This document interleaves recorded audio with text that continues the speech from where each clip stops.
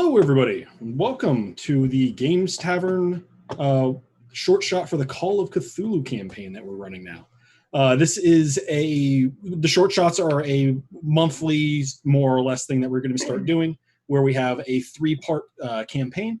This time it is Call of Cthulhu, and there are going to be some great projects coming up in the future. And we run through those pretty quickly, just so that we can play some different games, try some new things, and give you guys a little bit of a different viewing experience. So before we run into the staff, I want to give a big shout out to Tabletop Audio. We're using a lot of their music today. We use a lot of their stuff in our streams, and I use a lot of it for my personal games. And it's very high quality stuff. It's free, so anybody can go to tabletopaudio.com and play their stuff straight out of your browser, or you can even download it so you don't choke your bandwidth up a little bit, and then just stream it in. They do have a Patreon. I highly recommend signing up for them and helping them out, because we use it. We sign up and we're patrons of theirs, and we recommend everybody else's too. So before we get into the game, though, let's go ahead and go around the table here and introduce the players and who they're going to be playing. Let's start with Michelle over there. I'm Michelle. Today I'm playing Lana Evans, short for Ruslana. She is a World War I vet on the Russian side. All right. And Jess, who are you today? I am Jessica Freckle Sketches. I'm a fantasy cartographer, and today I'll be playing Dr. Jean Watson, a neurosurgeon. Excellent. That'll be fun. Anna, who you got today? I'm Anna. I'm normally Turgeon Nighthawk on our Thursday show, Whiskey, Magic, and Destruction, but today I am playing Caroline Billings, Antiquarian. All right. And then down there we got Dwight. Hey everybody, I'm Dwight, the Big Bearded Nerd. You can find me on Twitter at Big Bearded Nerd, and here on Twitch, Big Bearded Nerd 21. I'm part of the Mini Train Domain family of channels. It's my first outing with this group. I'm excited to play some Call of Cthulhu, so thanks for having me. It's a pleasure to have you here. And I will be playing Thomas Gareth Wilson. He is a private investigator. So, excellent. And finally, we have Corey. Hey folks, I'm Corey. Normally I play Eldon Goodfield on the Velkin Weave Wednesday nights here at the Games Tavern. Today, I'll be playing Dr. Matthew B. Rose, a parapsychologist. He holds degrees in psychology and parapsychology. Excellent. Thank you so much for going around the table there and briefly introducing yourself, everybody. For our viewers, if you're not familiar with Call of Cthulhu, or really the Lovecraft work, the Lovecraftian mythos written by H.P. Lovecraft and expanded upon wildly over the last century. It's eldritch horror. It's not necessarily about monsters and cultists, murderers, or physical danger. All that is there. But the biggest part of it is that it's understanding the broader universe, the scale of what humanity actually has, and dealing with the consequences of having to learn that we are not important, that we are tiny and small in the grand scheme of things, and Cthulhu doesn't care about you. So these big monsters and horrible beings and such have existed since the beginning of time, and our investigators are going to be running into those, figuring out what's going on there. Everybody is going to be playing an investigator of some sort. That's the name of the player character role. I am the Keeper of Arcane Lore, or the Keeper. That's the guy who sits behind the screen and helps to tell the story with our players. One of the big ways this is going to differ from if you're a normal watcher for the Games Tavern here, we do a lot of Dungeons and Dragons. One of the big ways that this differs is this is not a combat-heavy system.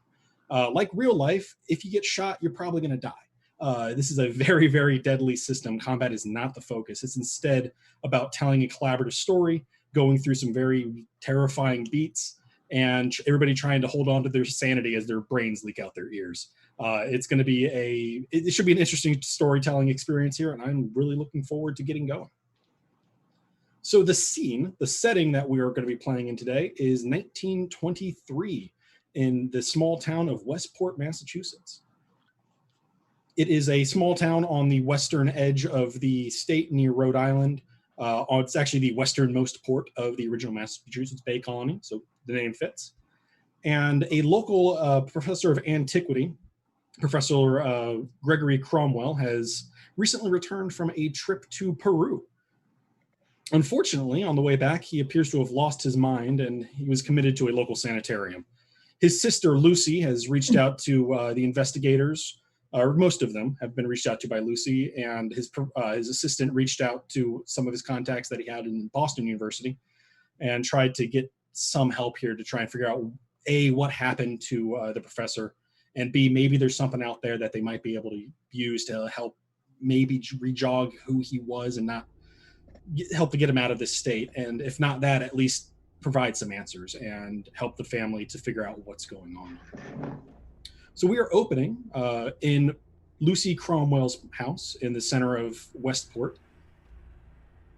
And they, all the investigators here have been invited in. They've been directed to visit her.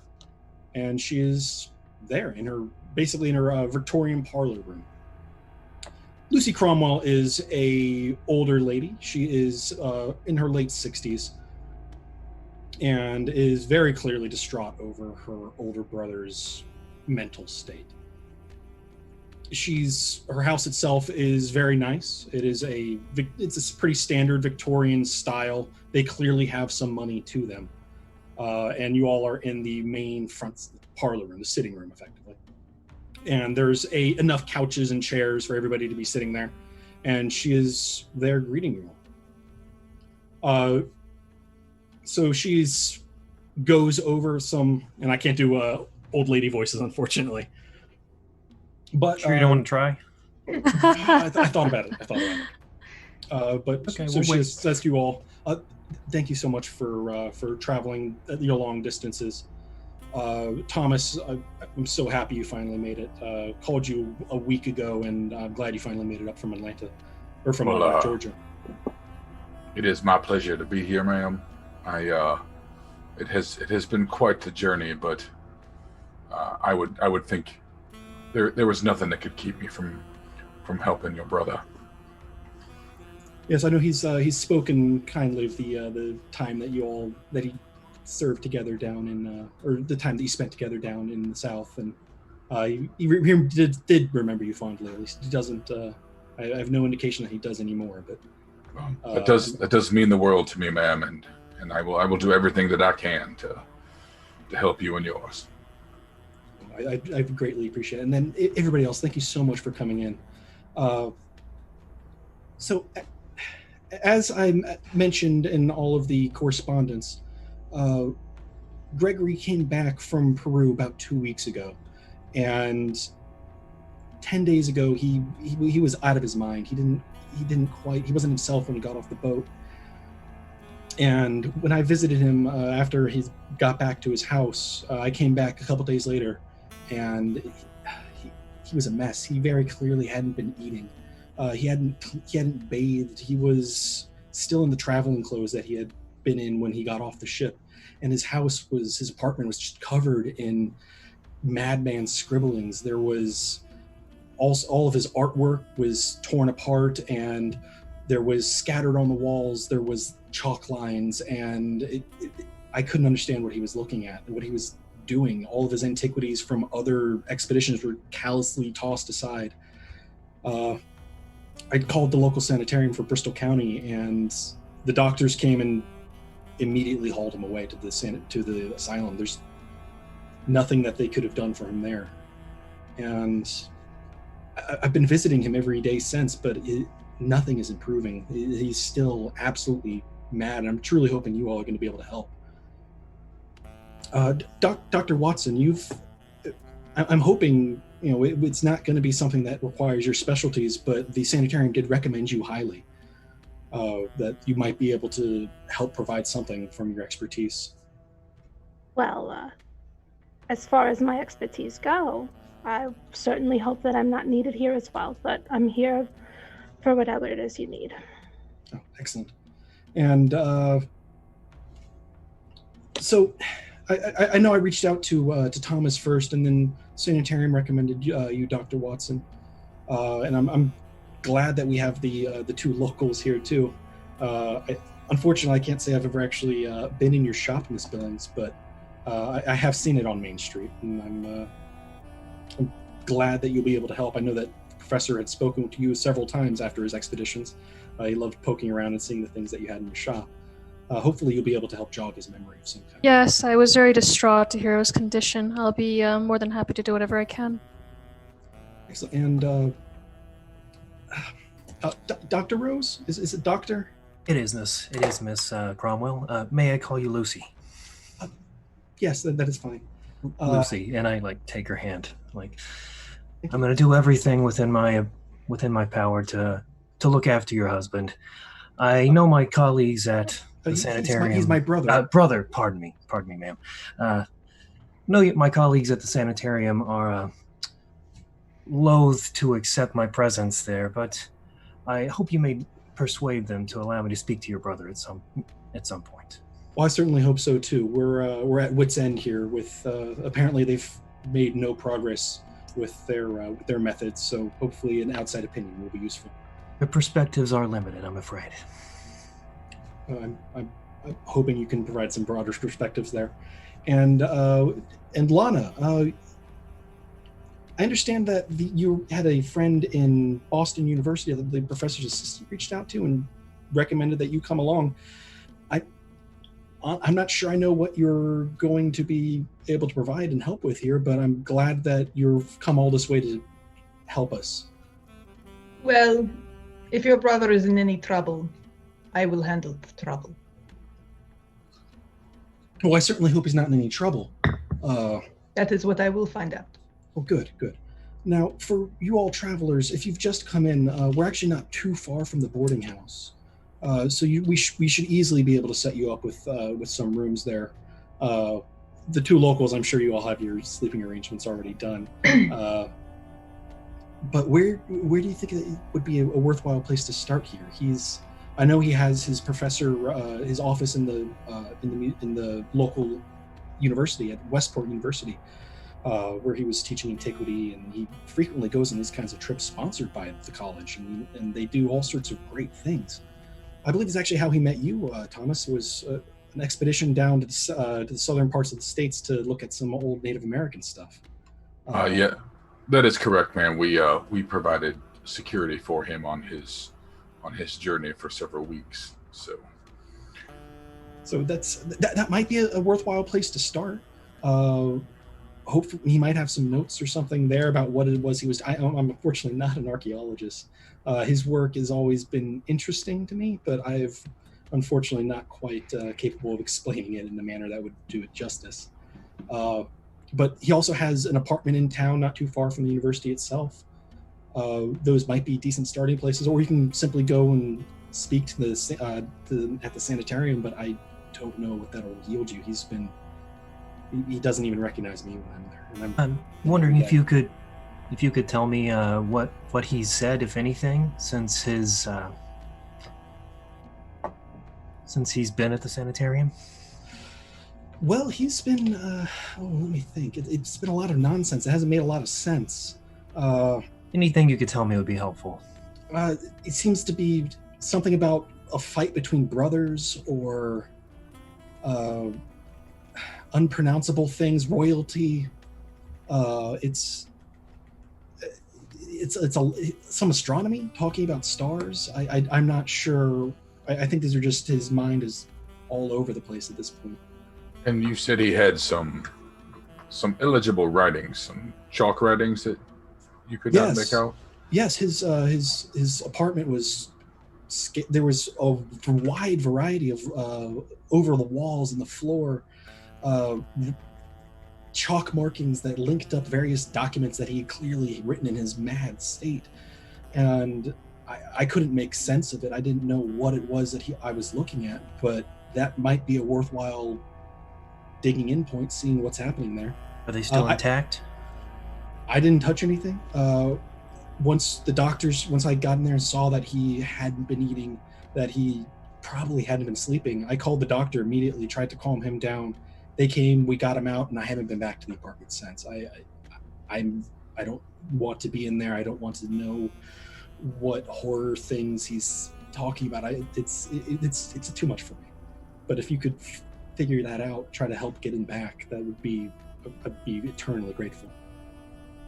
It may be worth to talk to all the doctors to look at the apartment. If you have any access to it? I mean, I assume What? so. I do have a key to his apartment. He's in one moment, and she leaves the room.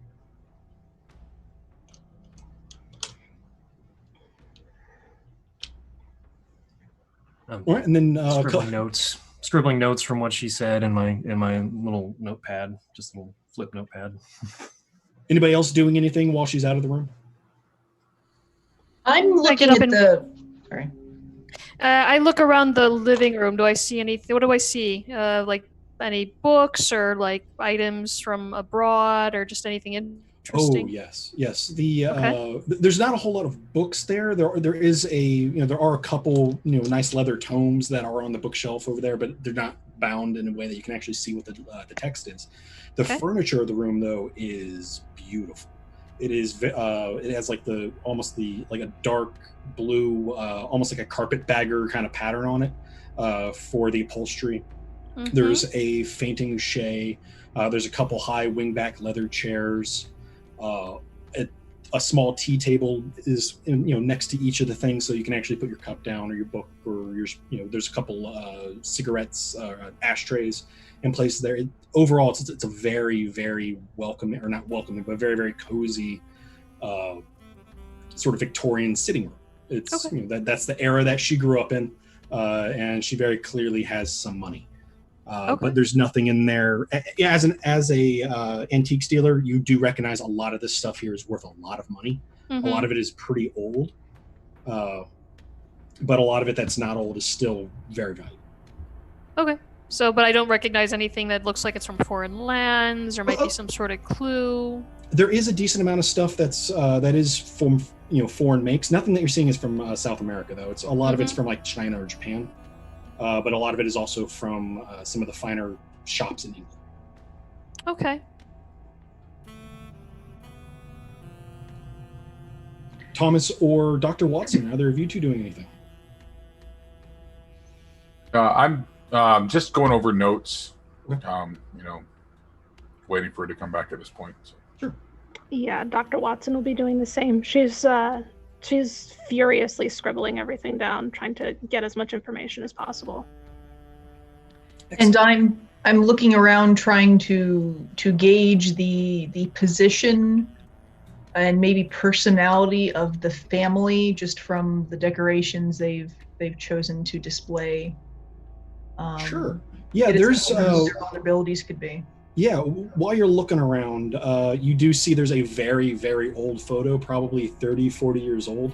It's one of the families are standing next to it's basically a memento mori. And there's an older woman in a coffin. So this would have been taken like 1880, 1890. So it's a family death photo. And there's a younger Lucy and someone that's a little bit older than her, a man, probably Professor Cromwell, but there's no older male in the room or in the picture. And then throughout the other places, there are a couple photos of the two of them together at a variety of places. At the local picnic, at the one that looks like it's probably taken 10 years ago. She's significantly younger at this point, and it's just the two of them, in just getting their family portrait done. There's no one else that seems to be in the picture. The memento mori, how is it affixed to the wall? Is it just hanging from a nail? It is it's above the bookshelf, so it's a short, like a 3-foot bookshelf, not unlike the one I have Pierre sitting on back there. And it's a very ornate oval frame with sort of rose work around it, and it's leaning back as the way picture frames do.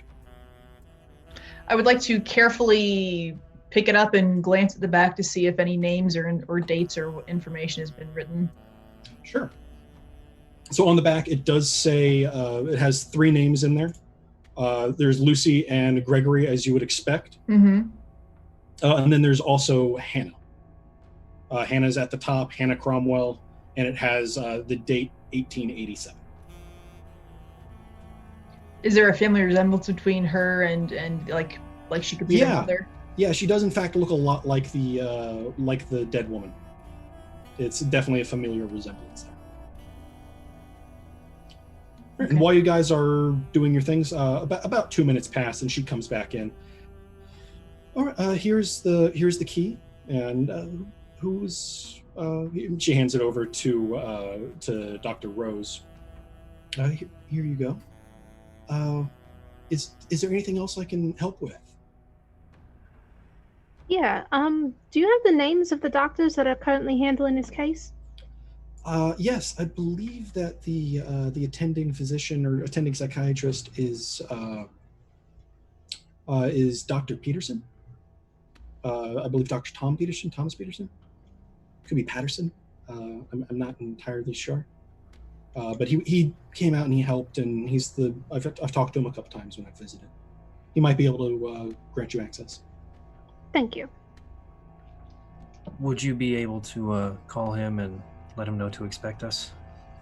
Oh yes. I'll call the sanitarium and let them know that there'll be a couple people swing by to speak with Gregory.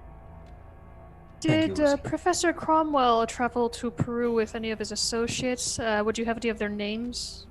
Oh yes, of course. He traveled with his research assistant, a grad student by the name of Peter. I don't remember his last name, but he's a nice kid. Probably in his mid-20s. He's working with Professor Cromwell to try and get his own master's degree in antiquity and in archaeology. Do you know if he didn't go crazy too, did he? No. I spoke to him a couple days ago. Last I heard, he was still at the university. He seemed okay, and he actually that was when he recommended he could make some calls to Boston and see if maybe he can get some help. Okay, thank you. We'll probably want to talk to him as well. Sure. I assume you'll be able to find him at his in his office or near Professor Cromwell's office. Thank you. Anything else I can do to help you get started here?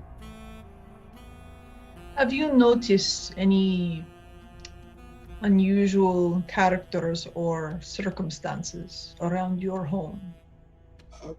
No. Why would? No. I don't understand why that would do anything to my brother's mental state.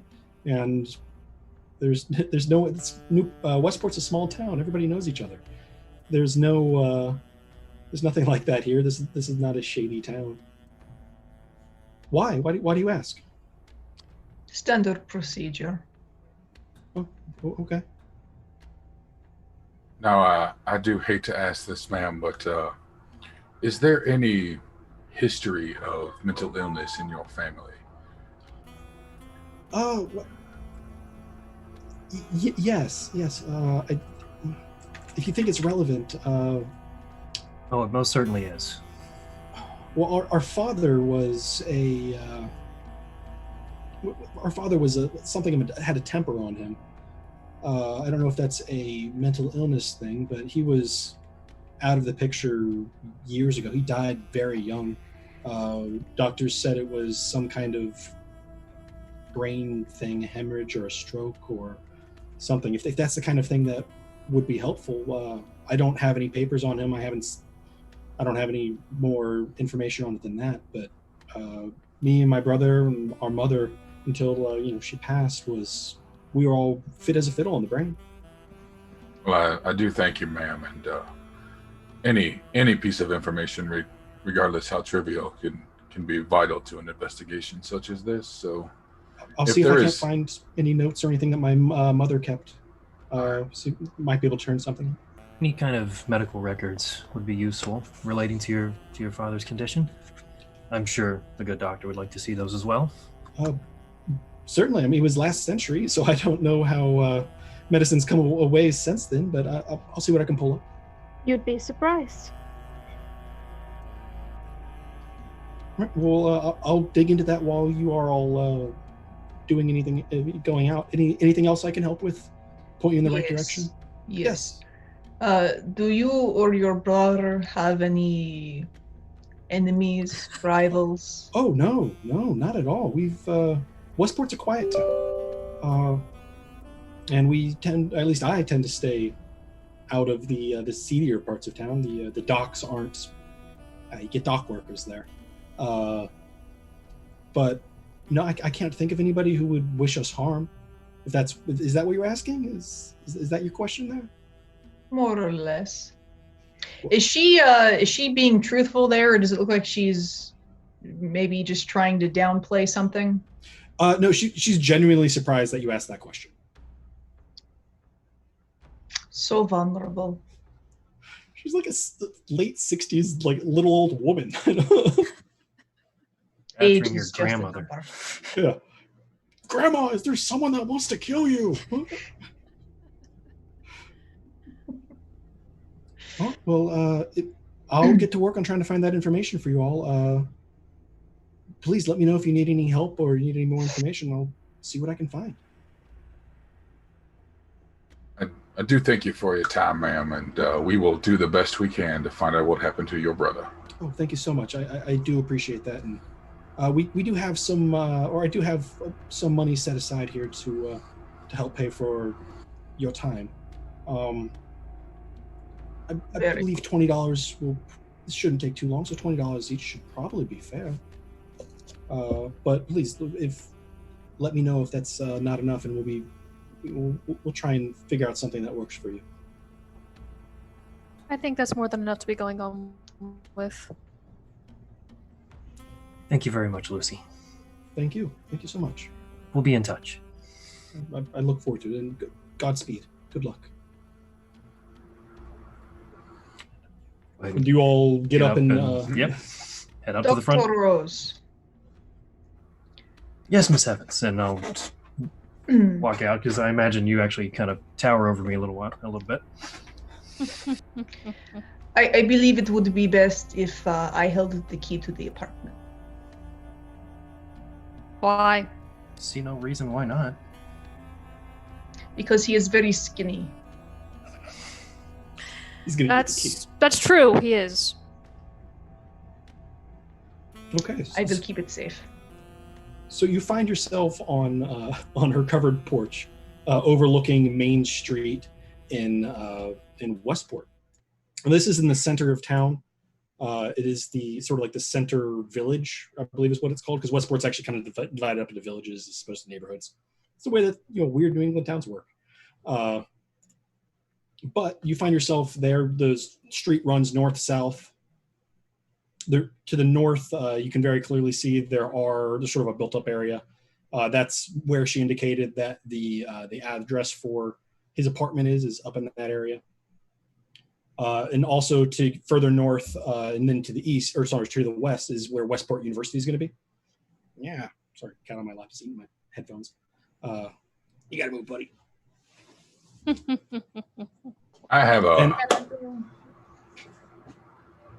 I would really like to take a look at this apartment and these writings she was talking about. Yes, and definitely. It does appear that is the closer of the two options. I'm new to the area though, so I will defer to the locals as to our next course of action. You read my mind, Mr. Wilson. I think that'll give me the most insight into his current psychological state, short of actually speaking to him. But did you actually literally read his mind, Mr. Wilson? And I just kind of look at Dr. Rose, kind of like, and then kind of take a couple steps to the side. Lana's trying not to let on that she has no idea what a parapsychologist is. Okay. I'd like to get a look at the apartment too. There might be something interesting that the professor brought back from Peru that might give us a clue what's going on. Agreed. You would know better than any of us, ma'am. Absolutely. Okay, so it's pretty easy. You all can get into Thomas's car there. Simple enough. It's a little cramped in the back, but all five of you can fit. And it's about a mile, not too far up the road, and you get to the address where she marked. And what you find is a small 3-story building. It's made of brick. It's not bad. It's not nearly at all in like a bad part of town, but it's not opulent. It's comfortable at best. And there's a door, just clearly a main door or a shared hallway that is facing onto the road. Otherwise, there's a little bit of still traffic going back and forth up and down Main Street. You can see people are out and about living their lives. There's a small food store not too far away to the north, and to the south is a gas station. And this is the apartment building, not the apartment itself. The apartment building, yes. Right. Okay. Sure you don't park the car in the yard. Just had to. Sorry. All right. Was that English? I don't. You get used to it. Just let it go, Lana. Let it go.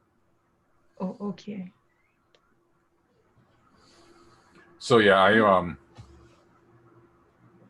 I will lead the way up to the door then. And Lana has the key, correct? Or did I do. Okay. Madam, would you care to do the honors? I will. All right. So the key goes in and opens up the main, the doorway into the shared hallway. And his apartment is on the second floor, number 204.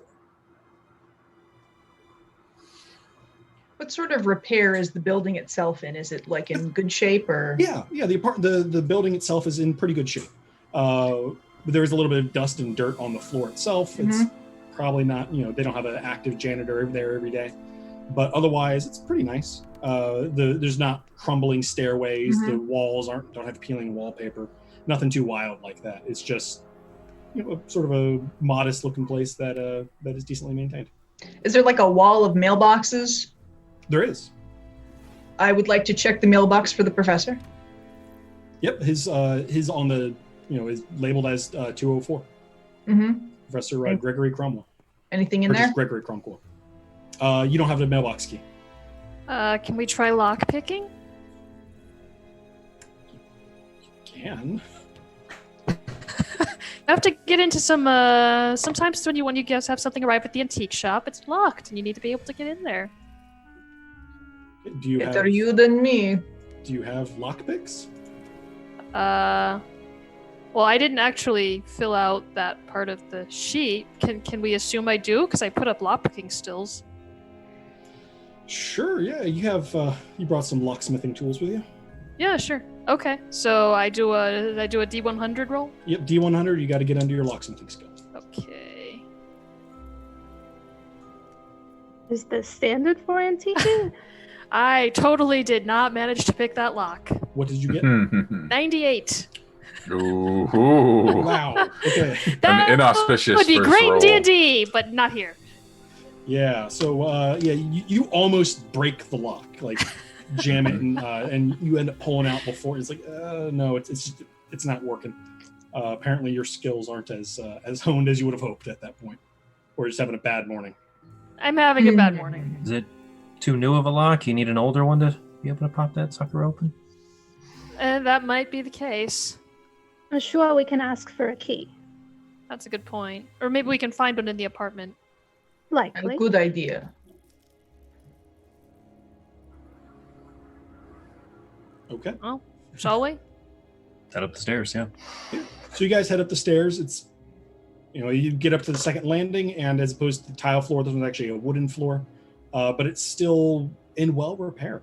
There's nothing too wild about it, and his 204 is going to be opposite you. Basically, you're at the back of the building at this point because the stairway goes up towards the back. His is up and to the left on the front of the building. So 204 would be in front of the next stairway. Is there anything? So I would, as we get to the door, I want to take a look at the door in the surrounding area to see if there's anything out of place, any evidence of any kind of forced entry at any point. Yeah, any recent scratches. past, anything like that. Yeah, there absolutely is. It looks like the lock has been probably damaged somehow. And probably forced as opposed to picked. Like as someone had put a heel to the lock itself. Does it look recent? Like, is the door open? Or, I will push on the door to see if it... The door looked closed, but when you push on it, it just swings open. Okay. I immediately reach for my pistol. We need to be careful, folks. This door, I do not think this door should be open based on what the madam told us. So please keep your eyes out as we take a look around. You take a big step back. I put on my brass knuckles. Caroline just sort of gives him the side eye and is like, is that really necessary? I mean, it's just some old guy's apartment. Do you want to be wrong? Ladies first, I guess. I do not trust a door that is not locked when it should be. Yeah. When it swings open, you can very clearly see that the door jamb is significantly damaged. So where the hasp, I think, is where it would go. The little pit on the inside that you're. It's been kicked open. Yeah, looks like open. It's absolutely been kicked open. Okay. So again, gun drawn. I'll lead the way into the apartment. I'll go after. So you walk into Cromwell's apartment, and as soon as you step in there, there's a couple things that you notice. Overall, it's pretty small. It's a one-bedroom apartment in 1920s small town Massachusetts, so it's not huge. Probably like 500 square feet. On the west wall is a bunch of windows overlooking Main Street. There's 3 of them, just in a row. And then scattered about this room that you find yourselves in is papers everywhere. Every piece of furniture has been flipped over. Every drawer has been dumped out. It's bedlam in here. Gareth or Thomas, why don't you go ahead and make a this would be a I had it, sorry. Go ahead and make a spot hidden roll on this one. I did not pass that. I rolled a 91. Good Lord, guys. And yeah, I don't want to spend 20 points of luck on the beginning to. That is very fair. Right. So yeah, it's the place has been tossed. Someone has been in here and was looking for something. And the room itself is pretty small. It's about 15 feet by 10 feet. 15 feet goes along the north-south with the wall of windows. And then it's about 10 feet from the wall back to the next wall that you see, where it opens up into what looks like a kitchen. But you'd have to sort of round the corner to be able to see what's in there. Otherwise, all the furniture is, all over the place. You do see on the walls are some papers that have been tacked there and connected by chalk scribbles. But nothing is jumping out at you all right now, unless you want to start poking around. Is it safe? I say from around the corner of the door. So, this first room is, but let me take a look at the others before you come too far in. And I will take I'll take a minute. So you said there was a kitchen. I'm assuming there's a bedroom off there as well? Yeah, there's going to be a bedroom off the kitchen. So I'm going to take a look through the kitchen, and then I will move to the bedroom just to make sure there's no one else. I'll go with him as a backup, more support, etc. Yeah. So when you get into the kitchen, it is very much the same. All the drawers have been pulled out. All of the cabinets have been opened and scattered out as someone has been digging through. The icebox is open, and there's a large puddle of water underneath it now. And there's sort of a rotting smell coming from pretty much everywhere in there. It's been clearly it hasn't been taken very well care of. Interesting. And then moving on to the bedroom, just down the short hallway a little bit more. You get to the bedroom door, and the door is closed. I will open and you will watch. Yes, ma'am. All right, so door's unlocked, and it swings open freely. The bedroom itself is somehow worse. So not only are there the furniture has been tossed, the mattress itself has been shredded. There are springs and sort of fluff everywhere from it on the floor, but none of it's in the center of the room. It's all sort of been pushed out to the edges, and in the center is more papers with lines connecting them and weird symbols that the two of you would never recognize. Tying everything together over a whole bunch of random looking pieces of paper with just madness scribbled on them. And that carries up onto the walls itself, past some of the rubble and the piles of just junk. Some of that is scattered around, but for the most part, the circular part with sort of a ring all the way around it, with the papers on the floor, has not been disturbed. I think it's too late for doctor, professor, whatever. Yeah, this does not look good at all. Mm. Well, and I'll turn around and I'll just we're good in here, y'all. You can come on in if you want to have a look around. Step carefully. And I do. I come in quickly and look for writings on the wall. I try and just parse together anything I can and gingerly step over any furniture that's been turned over. Okay. Yeah, so as you start looking at the writings, the handwriting itself is very, very almost indecipherable, just because it's been written by a man who's not exactly lucid at the moment. But you do occasionally make out a couple words, repeating things of talking about a king, talking about a clash between brothers, and one brother trying to kill the other fratricide. Other than that, occasionally stuff about a herald, the stars and astronomy rising. He really seems to be obsessed with the constellation Taurus for some reason, and how that's all sort of coming into vogue right now. But nothing too terribly useful on the writings themselves, beyond just that kind of scene-setting stuff. What are the rest of y'all doing? I'm leaving the reading and the stuff to the others. I'm looking for physical clues as to who did the ransacking. Anything, I want to say out of place, but I also want to check and see if I can figure out how long ago this happened by the state of decay in the kitchen. Okay, so we'll start with looking for physical clues. So as you're digging around, you're not really finding anything that's, a note that says, "Hello, this is me. I did this thing." I did it. But why don't you go ahead and also make a spot hidden check here. See if you can find the thing that Thomas completely whiffed on. I am not feeling good about this, but we'll see. Oh my god, I did it! And what did you roll? 29. 29. So yeah, you do find, as you're going around, you do find a single suitcase that has written on it but attached to it a luggage tag for being on a steamer ship. Mm-hmm.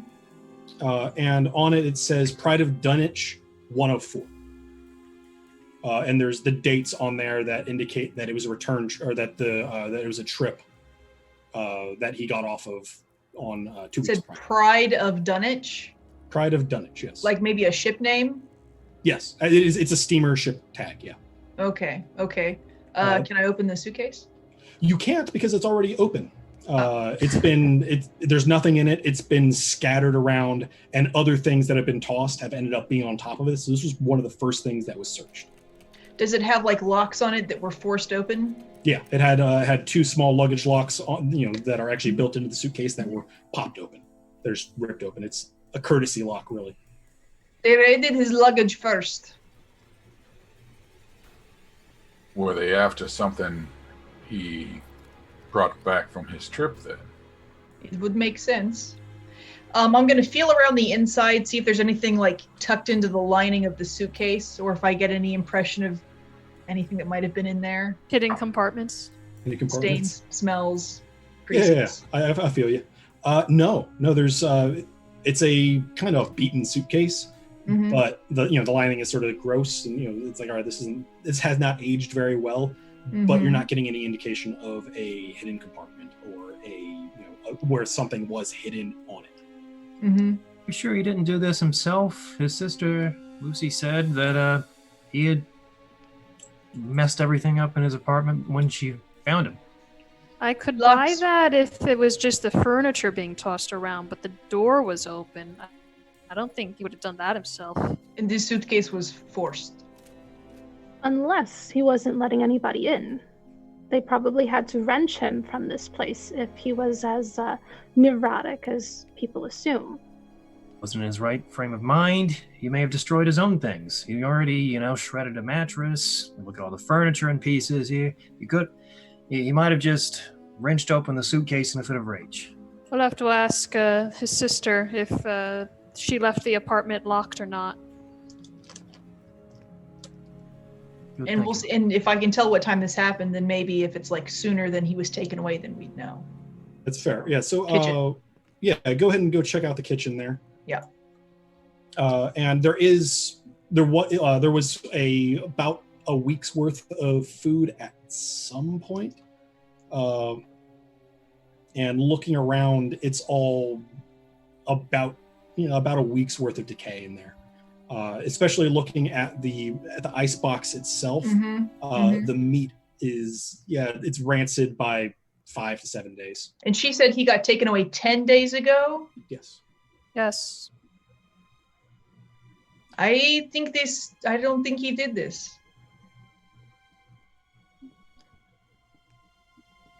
The meat might not have started to decay right away. That only sort of happened once the ice ran out. There were other things in the kitchen that are also showing only a week's worth of rot. Yeah, something like that. She did say that he hadn't been eating, so it could have just been food that they got 2 weeks ago when he showed up. I don't feel good about this myself, but perhaps we should talk to those that took him from his apartment and see if we can't get some context to this madness. Before we leave the apartment, Caroline's walking around. She's trying not to disturb anything, but she's looking at the furniture and the stuff that's scattered around, trying to see if she can find anything that looks like the professor brought it back from Peru. Sure. Give me a find hidden roll. Or, I'm sorry, spot hidden. Dr. Watson wants to do the same. She wants to specifically look to see if there are any boots he might have worn to Peru. I have a regular success. Okay, with the regular success, no. You do see some antiquity from elsewhere. Some stuff from the south, some stuff from, looks like it might be some Middle Eastern kind of stuff, but it's sort of at the bottom of piles. You don't see anything that looks like it's South American. Okay. And you were looking for boots, you said? Yes. Go ahead. Actually, you don't even need to do a spot hidden for that. You find his boots.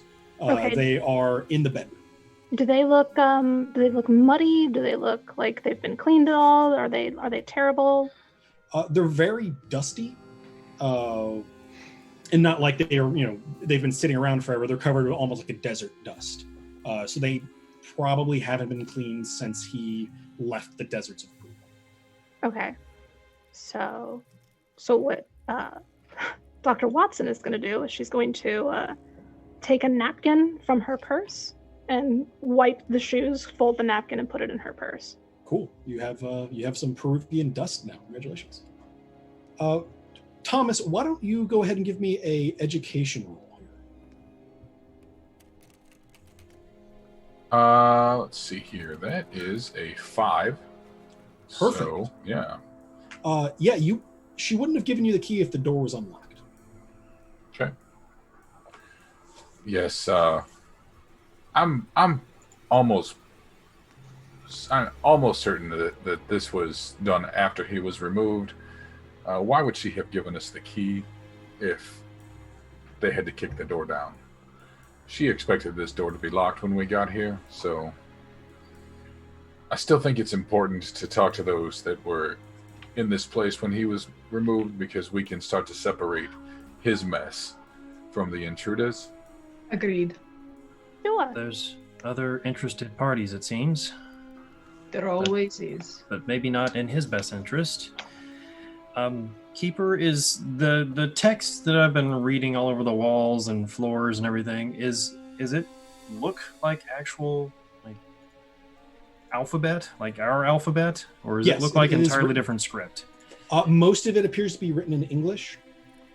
Again, when you can decipher it, some of it is written in other languages. I know Latin. You know Latin. Unfortunately, no, it's not Latin. But Is yeah, it you do. Cyrillic? I'm pretty well educated. Might I at least recognize the alphabet? Give me a education roll on that.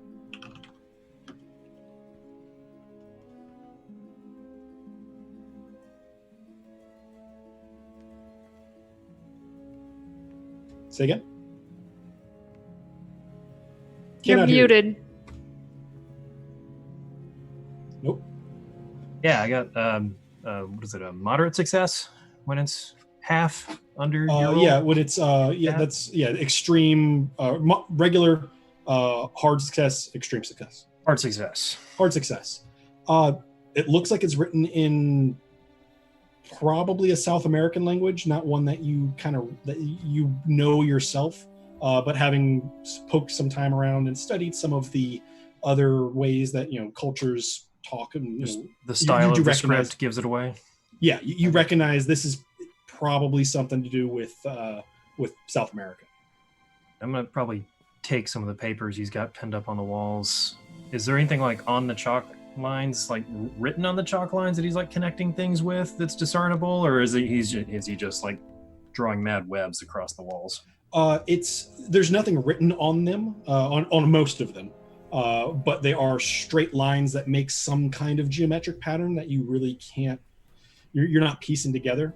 So as opposed to it being a conspiratorial spider web, think more like ritual circle kind of thing. Seems more patterned. Yeah, And where how there's- everything's being connected. Yeah, where there's nodes, and then the papers are on the nodes, like someone had drawn the pattern and put the papers down. Fascinating. As opposed to it being, I'm crazy and I want to know who killed JFK, so I'm drawing connections between Lee Harvey Oswald and the Krispy Kreme guy. Right. So, as someone who tries to understand the psychology of ghosts, spirits, otherworldly things, maybe, and how they influence our own, is there any way I could try and discern, or at least half-ass a guess at what kind of purpose was here? Half-ass a guess? Yeah, I think you can probably half-ass a guess here. Why don't you go ahead and give me a... Ooh, that's a hard one. Let's go with an extreme education.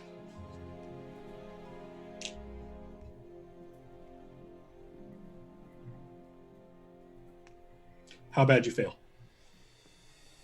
You're muted again, Corey. No, I didn't fail. It's just a regular success. Okay.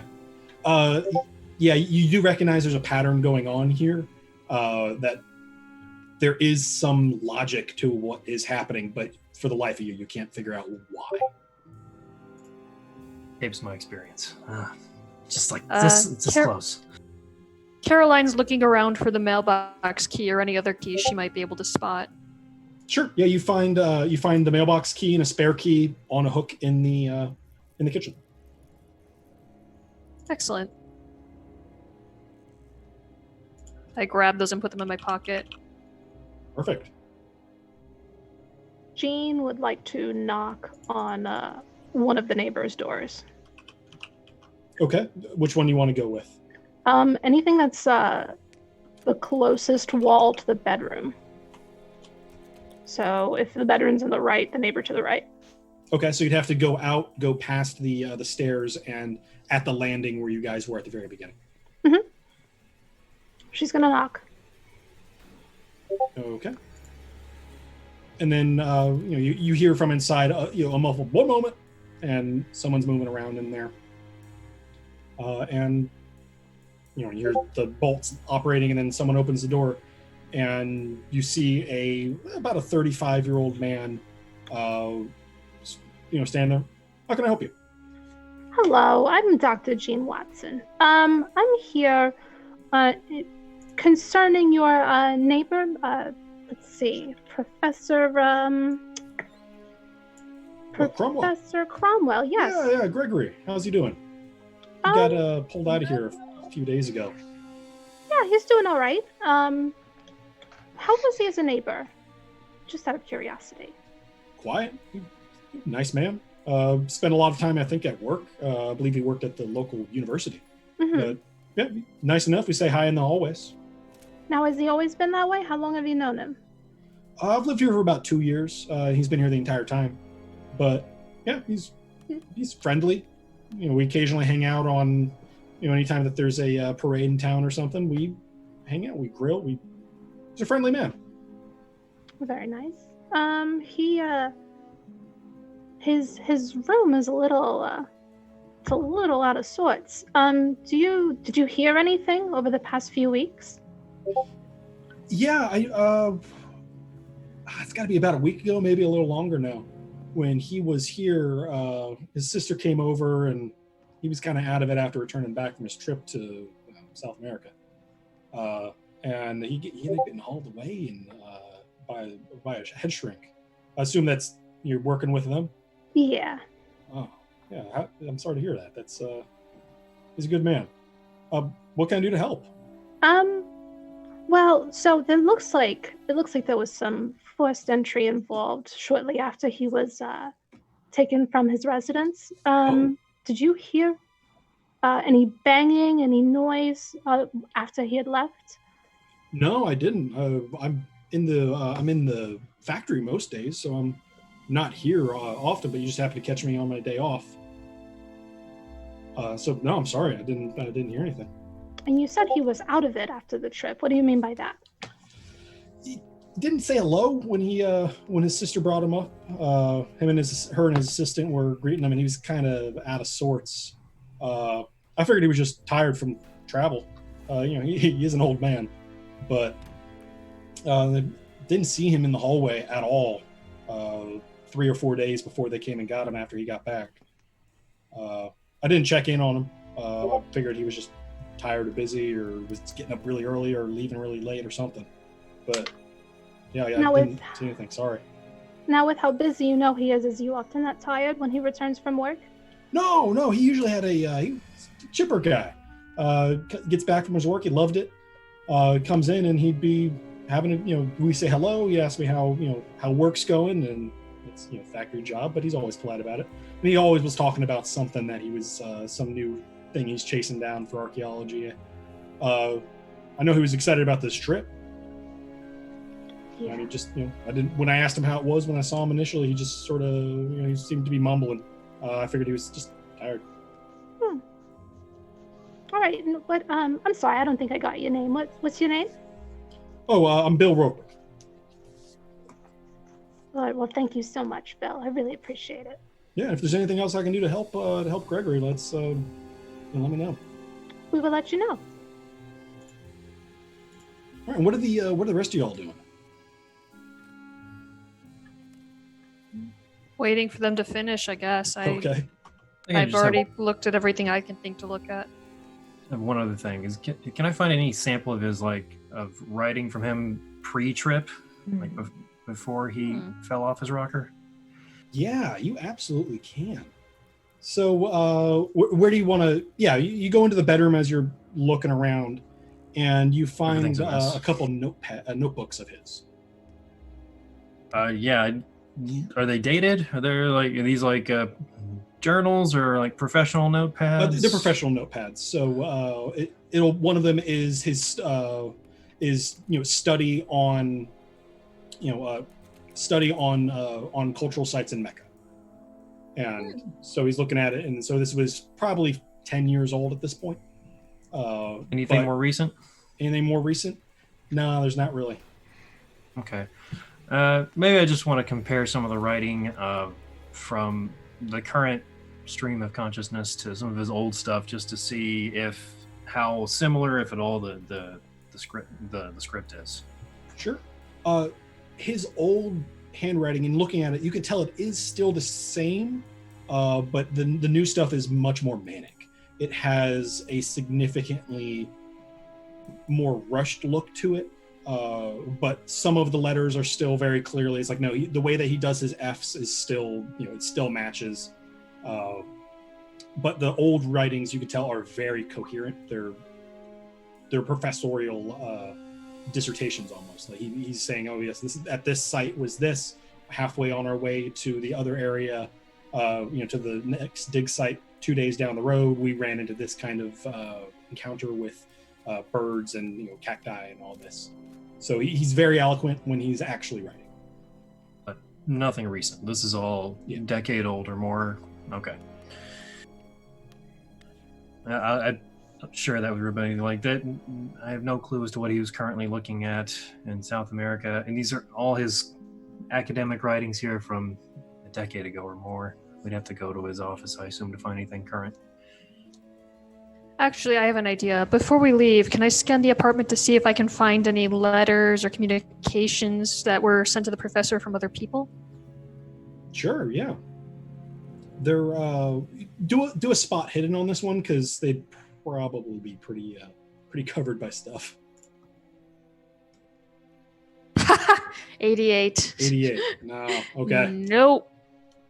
No, unfortunately not. You don't see anything in there. I also You wanted got to the look- mailbox key. There might be something. I did in get the there. mailbox key, so you Yeah. never know. I'll get the mail on the way out. I also wanted to look at any mail he already had in the apartment, and also where he might have been hiding his money or other valuables, just to see what's there and if it's still there. So under the mattress, usual. There's absolutely no. Just looking around, you can't find anything that would indicate he has like a secret money stash here. The tossing was a very thorough job. Any place where you would look like, oh, it might be under the mattress. No, that's not there anymore. So every place where you could feasibly hide something, the drawers have all been emptied. So when I say toss the apartment, it was they're pulling open drawers and shaking them out and breaking everything, and doing exactly what you're looking for, but more aggressively. And you're not seeing any indication that if they did find something, it was left behind. Is there a medicine cabinet in the bathroom? Yes, there is. Can I take a look in there? Sure. So in there you find some aspirin, some painkillers, a shaving kit, and shaving cream, razor, all that good stuff. But nothing in there that indicates there's no lithium pills, no Morphine? no mercury. Lorazepam? Yeah, lorazepam. Yeah, exactly. No, there's no medicine in there that would be like, oh, this man is crazy. He seems to be in pretty good health.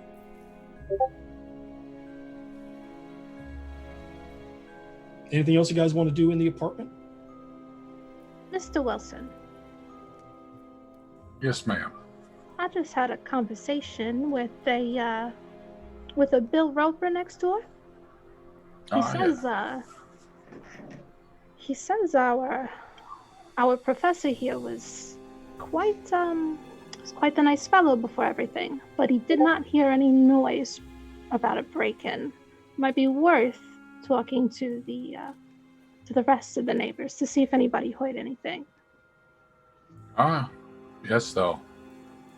How many other apartments are in the There's two other apartments on this floor. On this floor? Yeah. And is there anything if they're below as well, I would assume? Oh yeah, there would be an apartment below also. Okay. And Yeah, above. they might have as well. Yeah. No, I think that's a fantastic idea, Doctor. Should we perhaps we should split up the work and see what else we can glean from these neighbors? Blatantly. Okay, and I'll go ahead and save you guys some time here as you who's splitting up and doing what floor, just so we can hand wave this to keep things moving. I'll take the third floor. All right, third floor. Anybody want to go with her, or is she going by herself? We got one. Which of you looks more pathetic? Okay, then Lana will accompany Dr. Rose, but she's not going to speak unless it seems necessary. He pick things up and puts them down. Okay. I'll head downstairs and speak to the neighbor. Try to speak to the neighbor beneath. Okay. All right. So on the top floor up there, you guys do find a couple neighbors. Specifically, I'm assuming you're talking to the one at 304 right above him. Sure. And they didn't hear anything either. They mentioned again how warm and cordial Greg is when they do see him, but nothing that's too nothing like, oh yeah, he's they don't have as much information as Bill did. They don't run into him as often. They're not his next door neighbors. Mm-hmm. But no, none of them seem to have heard a break-in either. Okay.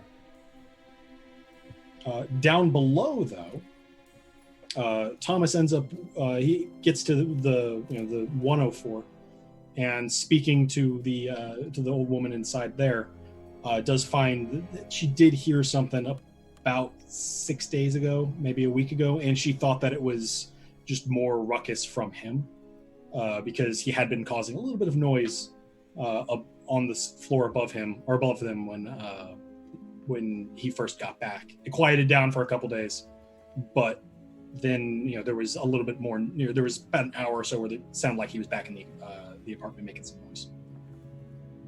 And that was 6 days ago.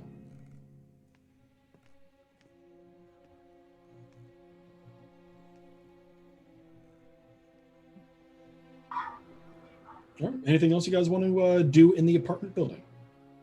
Well, I grabbed the mail on the way out. Excellent. So in the mailbox, you do find there's a Sears Roebuck catalog, and then there is a letter from the college, just welcoming him back and asking when he's going to be coming back to work. It was post dated 2 days after he arrived. Okay. After he left for Peru, or after he left? After he came back, so it's dated 12 days ago. Gotcha. Thank you.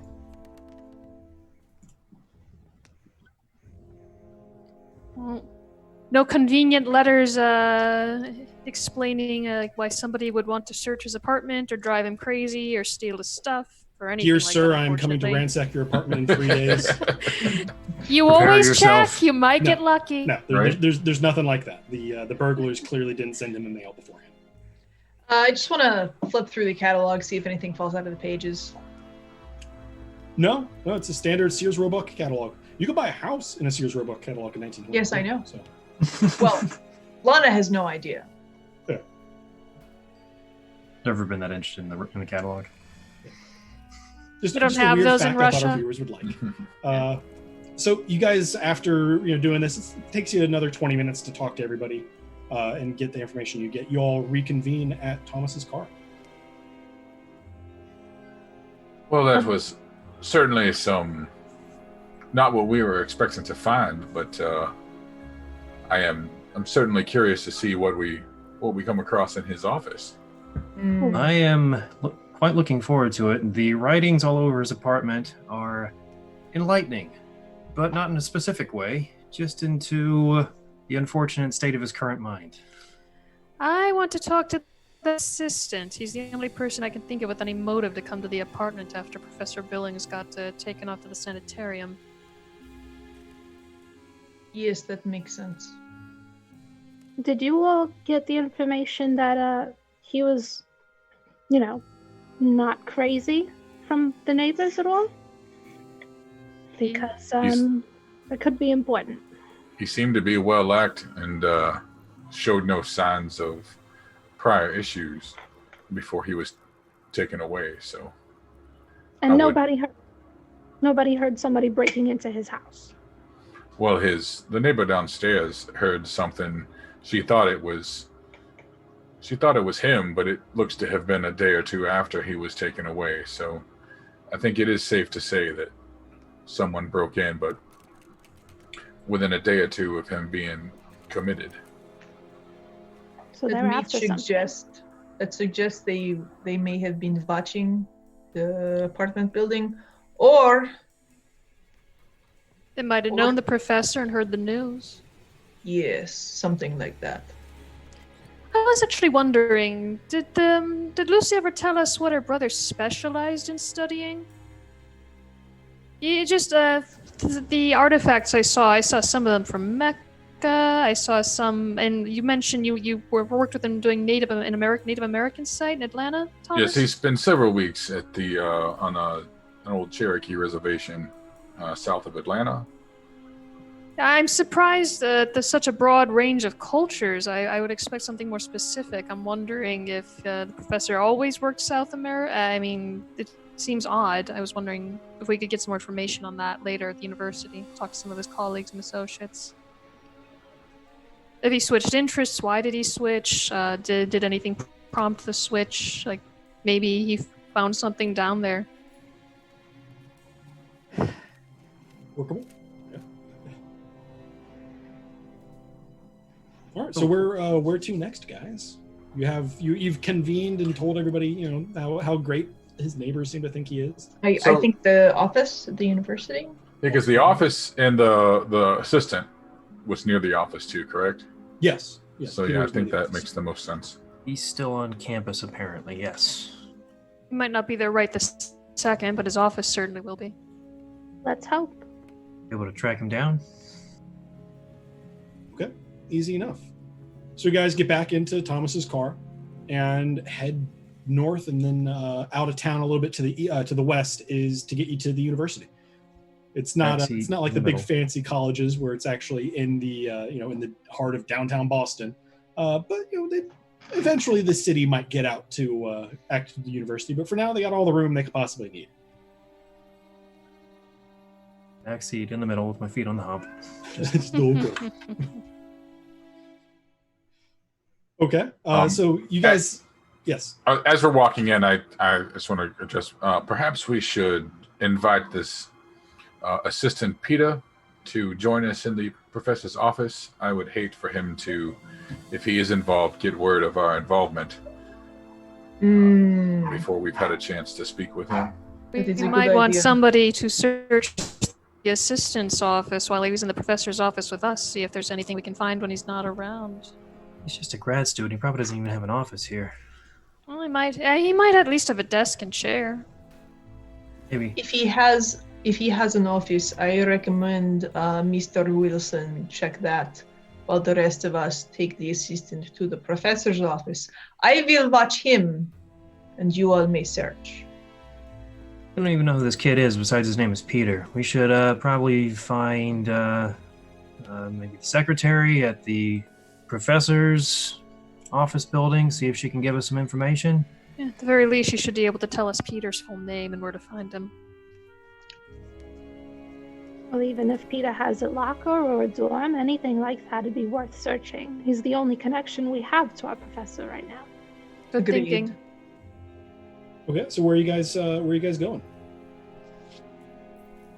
Let's say the building where we're likely, whatever building we're most likely to find a secretary who can tell us where the office is exactly. History department? Find this Peter fellow. Yeah, the history department's probably a good bet there. Okay. Okay, so you guys get into the history department building. It's a nice sort of wannabe Ivy League look, where it's a big brick building. Again, this one's 4 stories tall, and you can see inside. Yeah, there's clearly offices and classrooms in there. Going in the main door. I'm assuming you're going in the main door, right? We're not gonna sneak around. Broad daylight. Not today. Okay. Going in the main door, you see it looks like a standard academic building. The tile flooring, doors that go off into the individual rooms, and that's pretty much it. Every now and then you can see all the doors. Is there like a clerk or anything that's out front? Not out front, but you do see a sign that says "History Department" pointing into a doorway, or hanging above a doorway. Okay. So is everybody sticking together here? Yeah. I'm going to hang back in the hallway, kind of a few feet down, just in case we run across Peter. I don't want to be seen by him as part of the group if I want to be sneaking around. So. Fair enough. Okay, so you all, the 4 of you, with Thomas hanging out behind, go in, and when you open the door, a little bell goes off. Just the one above the door there. And you're greeted by a secretary going, "Oh, hello. Welcome to the history department. What can I help you all with?" I'm trying to overload her real quick and just talk really fast. I'm like, Okay. Greetings. I'm Dr. Rose. I'm here on behalf of Lucy Cromwell. We're here to see the professor's office. I'm sure you've heard about his condition. Do you happen to have a key to his office that we could use? I also need the name of his assistant. It's Peter something, right? She's very clearly a little flustered there. Why don't you go ahead and roll a fast talking? That seems appropriate for this role. Oh, yes. Oh, man. I'm going to spend a luck point 1 luck point to make this an extreme success. I got... No, I'm sorry. No, I'm off a little bit. I'm going to spend 6 luck points to make that an extreme success. I got a 15. Okay, I love it. All right. Yeah. He's down the hall. You're looking for his office. She fumbles around and gives you a key, and on it says 117. Thank you so much, man. You've been very helpful. What is your name? My name, I'm America. Erica. Thank you very much, Erica. I'll be sure to tell Miss Lucy how helpful you were to her and her brother. Oh yes. Okay. We give your best wishes to Professor Cromwell. Thank you very much. And I just immediately head down the hallway. Yeah, what was the name of the assistant again? Oh, you didn't get it. You ran away before I could tell you. So. Hey, I didn't run away. Can I get it? You're still there. Yeah, you're still there. Can I help the rest of you all? You neglected to give us the assistant's name, please. It's grad assistant. Yeah, 1 second, and pulls out a piece of starts thumbing through a filing cabinet. It is that was 2 years ago. It is Peter Becker. It looks like is the current assistant. Do you have any idea where we may find him, please? The library? I don't know. Sorry. Does he have a desk or any space reserved for him in this building? If he needs space, you normally just sit in the professor's spot. Okay. He should have enough room in there to have a grad student squat in the corner. Or they go to the library. It's easy enough. Please, what does Peter look like? Do you know? I don't know. I'm sorry. Hmm. I'm sure. No, I got nothing for you. I'm sorry. I'm just the secretary here. Thank you. We really appreciate your help. Thank you so much. Well, anything for the professor. I'm sure you've heard what happened to him. Oh, yes. It's everyone knows. So. How do they know? It's a small town. Everyone talks. Everyone knows the professor's been committed. Hmm. You wouldn't happen to know anything about his trip, would you? He went to Peru or Argentina. Yeah, you don't have anything to do with arranging those sorts of trips for the staff or the professors? Oh, no. That's gonna be the head of department who handles that kind of stuff. Okay. Do you know where we could find him? Yeah, he should be in his office back there. But she looks at his schedule. Doesn't actually look like he's in today, though. Do you know when he'll be in next? He should be in tomorrow. Okay, thank you. Yeah. It'll be Professor or Dr. Sandholm will be in tomorrow. And do you think there's anyone else we should talk to at the university who might know something about his trip or his work? No, his assistant would probably be your best bet. Okay. Well, I think thank you so much for your help. I think we're going to head over to the professor's office now. Okay, well, good luck. Okay. All right, so as you guys are getting down to the office door, or to his office door, I think it's we've been going for about an hour and a half here, so I think it's probably wise for us to take a quick break and do a quick scene setter, and I have to come up with more names as you guys are just tapping through my NPCs. So everybody out there in the chat, and thank you so much for watching. We're gonna take 10 minutes, and we will be back in 10 minutes to see what's behind door number 4, 2, I don't know, whatever. How many doors you guys have opened? A million doors. A million doors, yeah. Just a never-ending pile of doors. Not enough doors. All right, we'll see.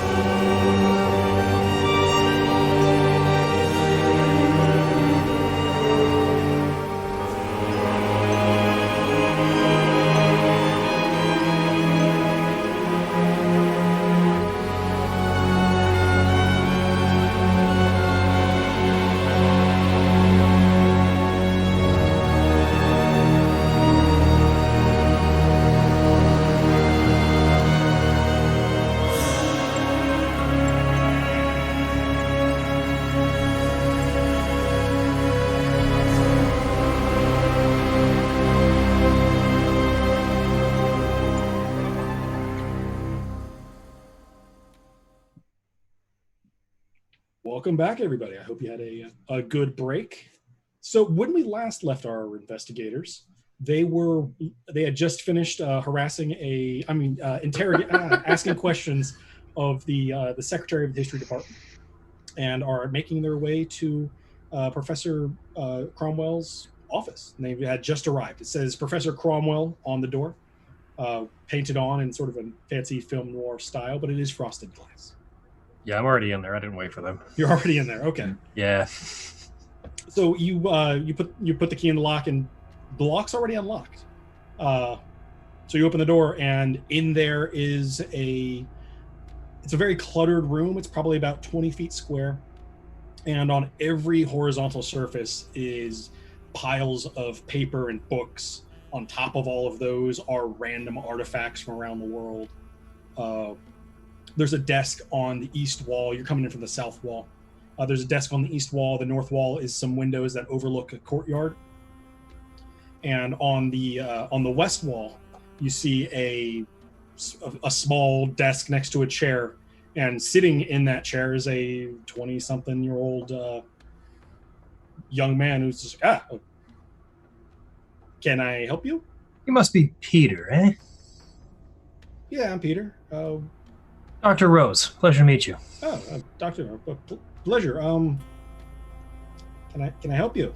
Yes, my associates and I are here looking into Professor Cromwell's illness.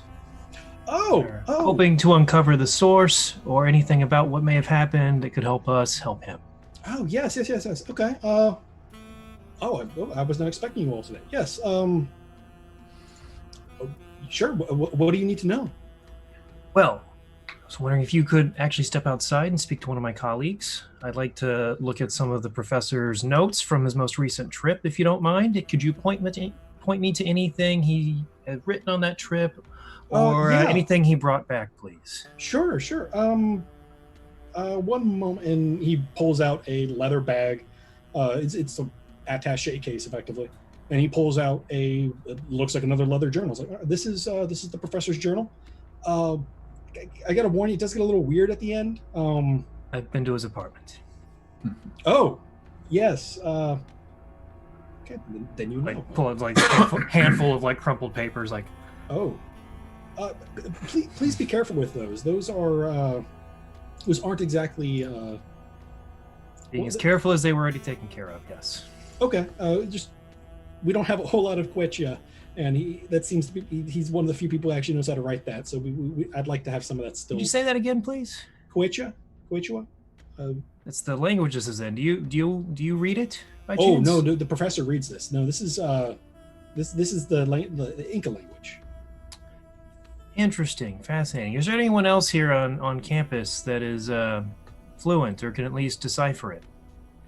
I imagine there's somebody, but I don't think so. He seems to be the only one who's actually talking, or who actually does working on Inca stuff at the moment. But I can ask around. Would appreciate that. Okay. I reach back and I open the door. Would you mind joining me in the hallway, young man? Okay. And he walks out and is a little intimidated by all of a sudden there's a big old private detective there. What can I do for you? Yes. Well, while my associates take a look around the office, I just wanted to know if there's anything you could, any insight you could share with us on the professor and his current state. Sure. And I kind of just, as we're talking, I just kind of inch away from the door. I want to get him away from the doorway so that he's not watching what's going on in that office. Gotcha. Okay.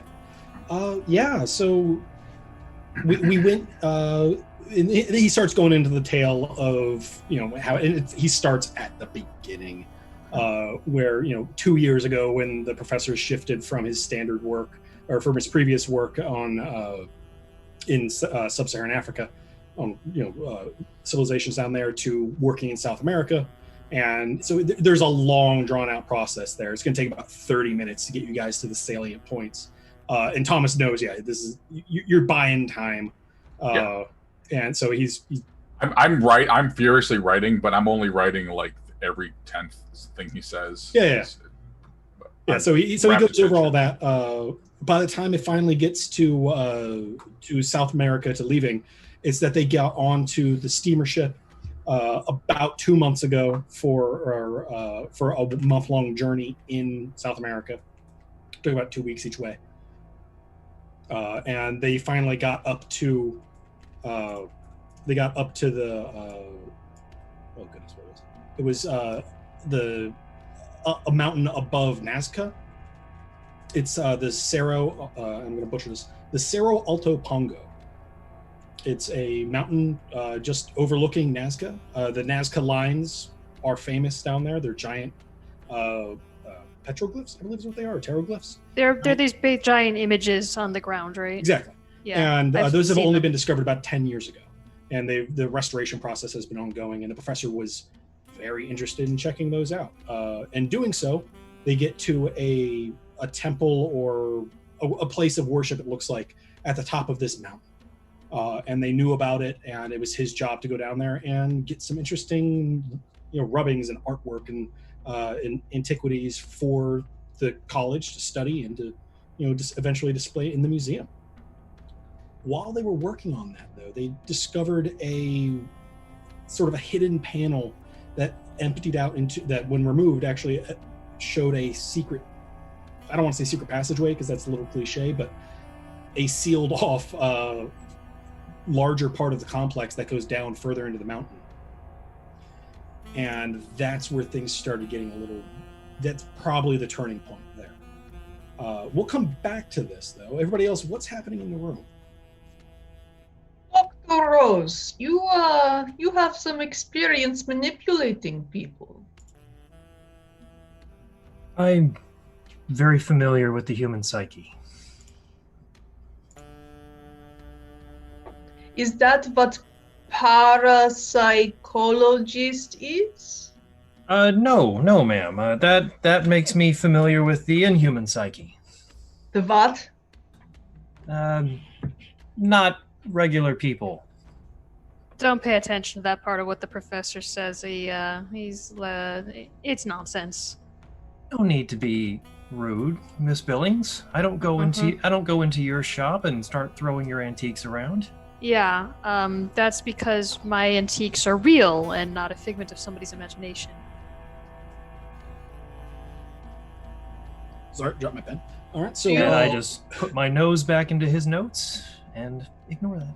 Okay. So while he's reading and you guys are having this banter, what are you guys looking for? Because I'm assuming you're talking and flipping through papers and otherwise looking for interesting things. I'm looking for any antiques that look like the professor might have brought them back from his recent trip. Okay. Jess, what's happening with Dr. Watson? The doctor is looking for any sort of itinerary, seeing if there's any names, like names of the captain of the ship, anybody else who's on the crew, just people who were also with the professor and his assistant. You all in your names can be the death of me. Okay. We need to take another quick break so our keeper can come up with some more NPC. And what's Lana looking for? I'm looking at his desk. I'm looking for anything interesting. Any suspicious notes, although I can't read that well. If he's got a gun in there, that might mean something. Just Okay. the desk seems like a good place to look for things. Yeah. I'm also sure. looking for any locked drawers or anything that might Your lockpicking be... worked so well last time. Just trying to move out of I Lana's way actually while have I'm looking decent through the journal. lockpicking scores. It's just you have to get a little lucky to actually win a success on this thing. Do you Okay. need shoulder massage to get in the zone? Anyway. I will try that if we get desperate enough, but not for now. Good Lord. Okay. So we'll start with Caroline there. So you said you're digging around looking for things, as you're searching the place, you're looking for specifically South American antiquities, yes? Yes. You don't really find anything overtly South American there. At the desk that Peter was sitting at, there are a couple pottery fragments that he was recently looking over, but everything else that's out and on display seems to be just everywhere else in the world. Okay. Okay, and Dr. Jean Watson. And you were looking for just more notes or itinerary kind of stuff? Yes. Okay. You do find one. It wasn't hidden. It was just on the desk on top of the most recent pile of paper, where it was saying that it is the itinerary 2 months ago in August. They had a voyage on the Pride of Dunwich to get down to Nazca, and it would take them back on the Pride of Dunwich 1 month later to arrive a week ago, but they made good time. And they did end up pulling back in 2 weeks ago.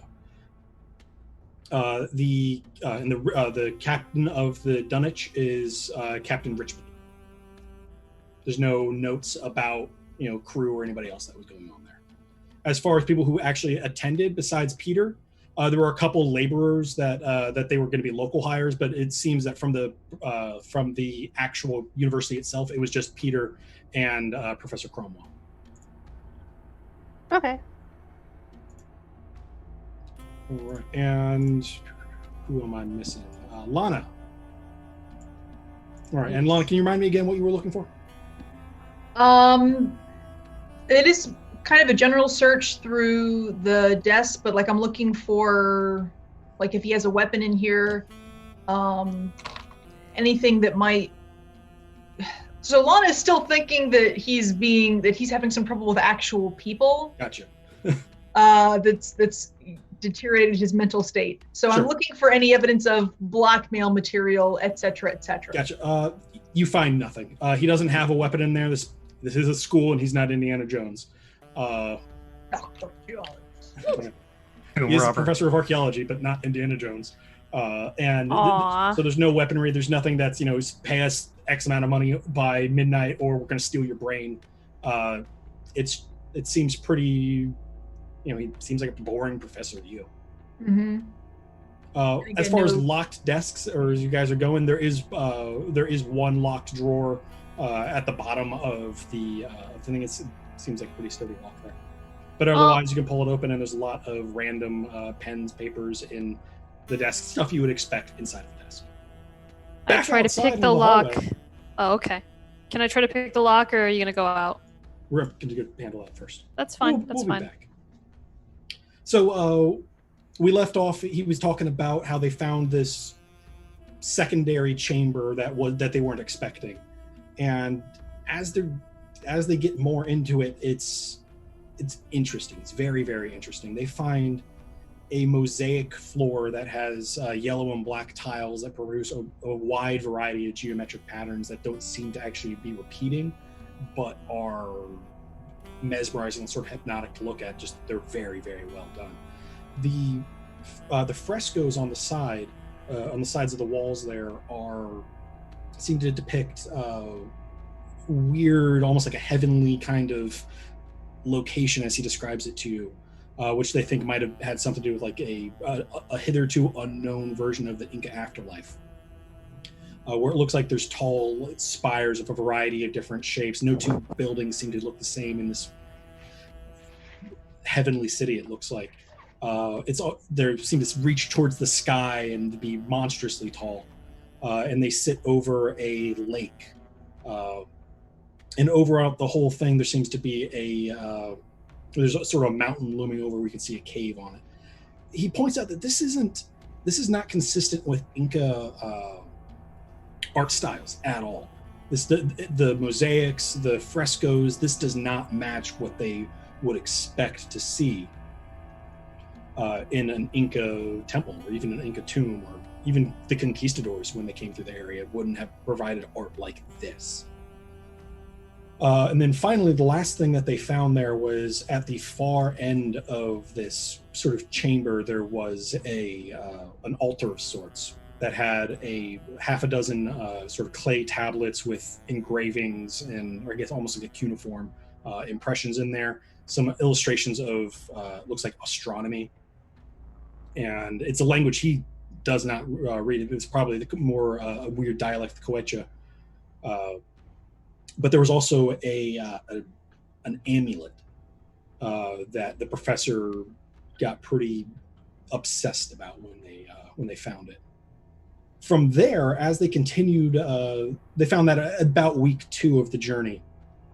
As they continued, the professor grew more and more obsessed with the secret chamber, and how you would spend days and nights down there when the rest of the camp and the laborers went to bed, until finally he had to almost be duck marched back to the ship when it was time to go, because he had to get back to America, and he was kind of protesting the entire way.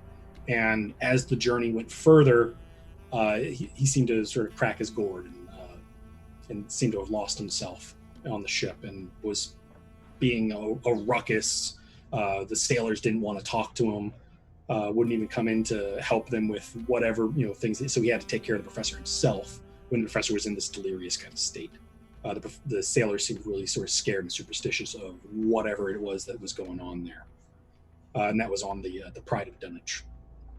And then we arrived 2 weeks ago, and he ended up. We took him home. Spoke to his sister Lucy. She met us at the docks. Took him home, and then they hauled him away a few days later. And then I guess that's where you come in. Now, tell me a little bit more about this amulet you say he was obsessed with. Is that something that he brought back with him? He did. I managed to pry it off him. I have it in the office there. It makes me uncomfortable, but I can go back in there and grab it. I locked it up. Well. Let me just slow you up there a bit, son. Just a few more questions, if you don't mind. Sure.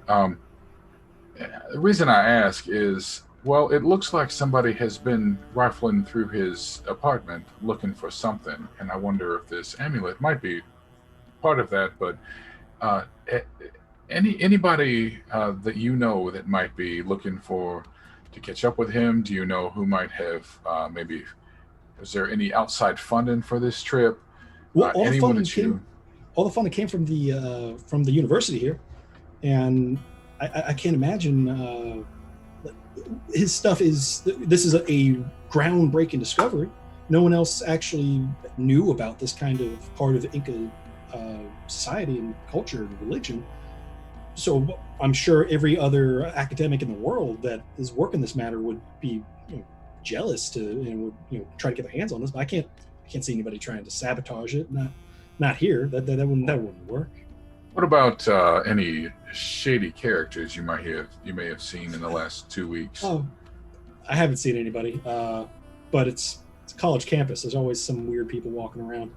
I can't imagine the amulet's actually worth anything either. It's a bit of clay with some probably a brass or bronze metal on it. Nothing too expensive or valuable, especially given that it's a civilization part that no one knows about. No one's going to be able to sell it. There's no demand for this yet. And how? I just want to, it seems like he's pretty genuine. But how? What kind of insight do I have into how genuine he is? How truthful he's being with me? Yeah, let's go ahead and that would be I'm completely blanking on this name of these skills here. Not intimidate, that would be the wrong thing we're looking for.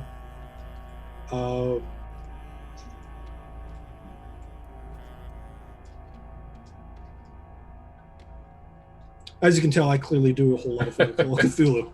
Oh, what check are you trying to do? Because you do this more than I do. I'll be honest, it's kind of new for me too, because I haven't played this type of character before. So, okay. Let's just do an appearance check. That's appearance the closest check, we have to charisma. Okay. That is nope, I rolled a 90, so roll a 90. I have 55 on that skill, so you don't doubt him, but you're not getting like a solid read on. It's like, yeah, this guy's telling the truth. You got distracted by a fly went by, and you're just like, oh. Right. Well, I'll tell you what, son. Let's head back to the room and let's take a look at this amulet. But just between you and me, If there's anything else that you need to tell us, I would tell me now. You do not want me to have to come back and ask you a second time. Feel free to roll an intimidate check there. That's a 92. 92. Goodness. As we head back, I'm going to keep talking to him, but I'm talking very loudly to kind of announce our presence as we head back. Okay. Yeah, so you guys have probably 10 seconds before they're going to come back in the into the room. What do you guys want to do there? We were totally not searching this office at all. No, my nose is in his notes. Like, I am like deep in there. Like, I already took the book from him. I have no shame about that whatsoever. Okay.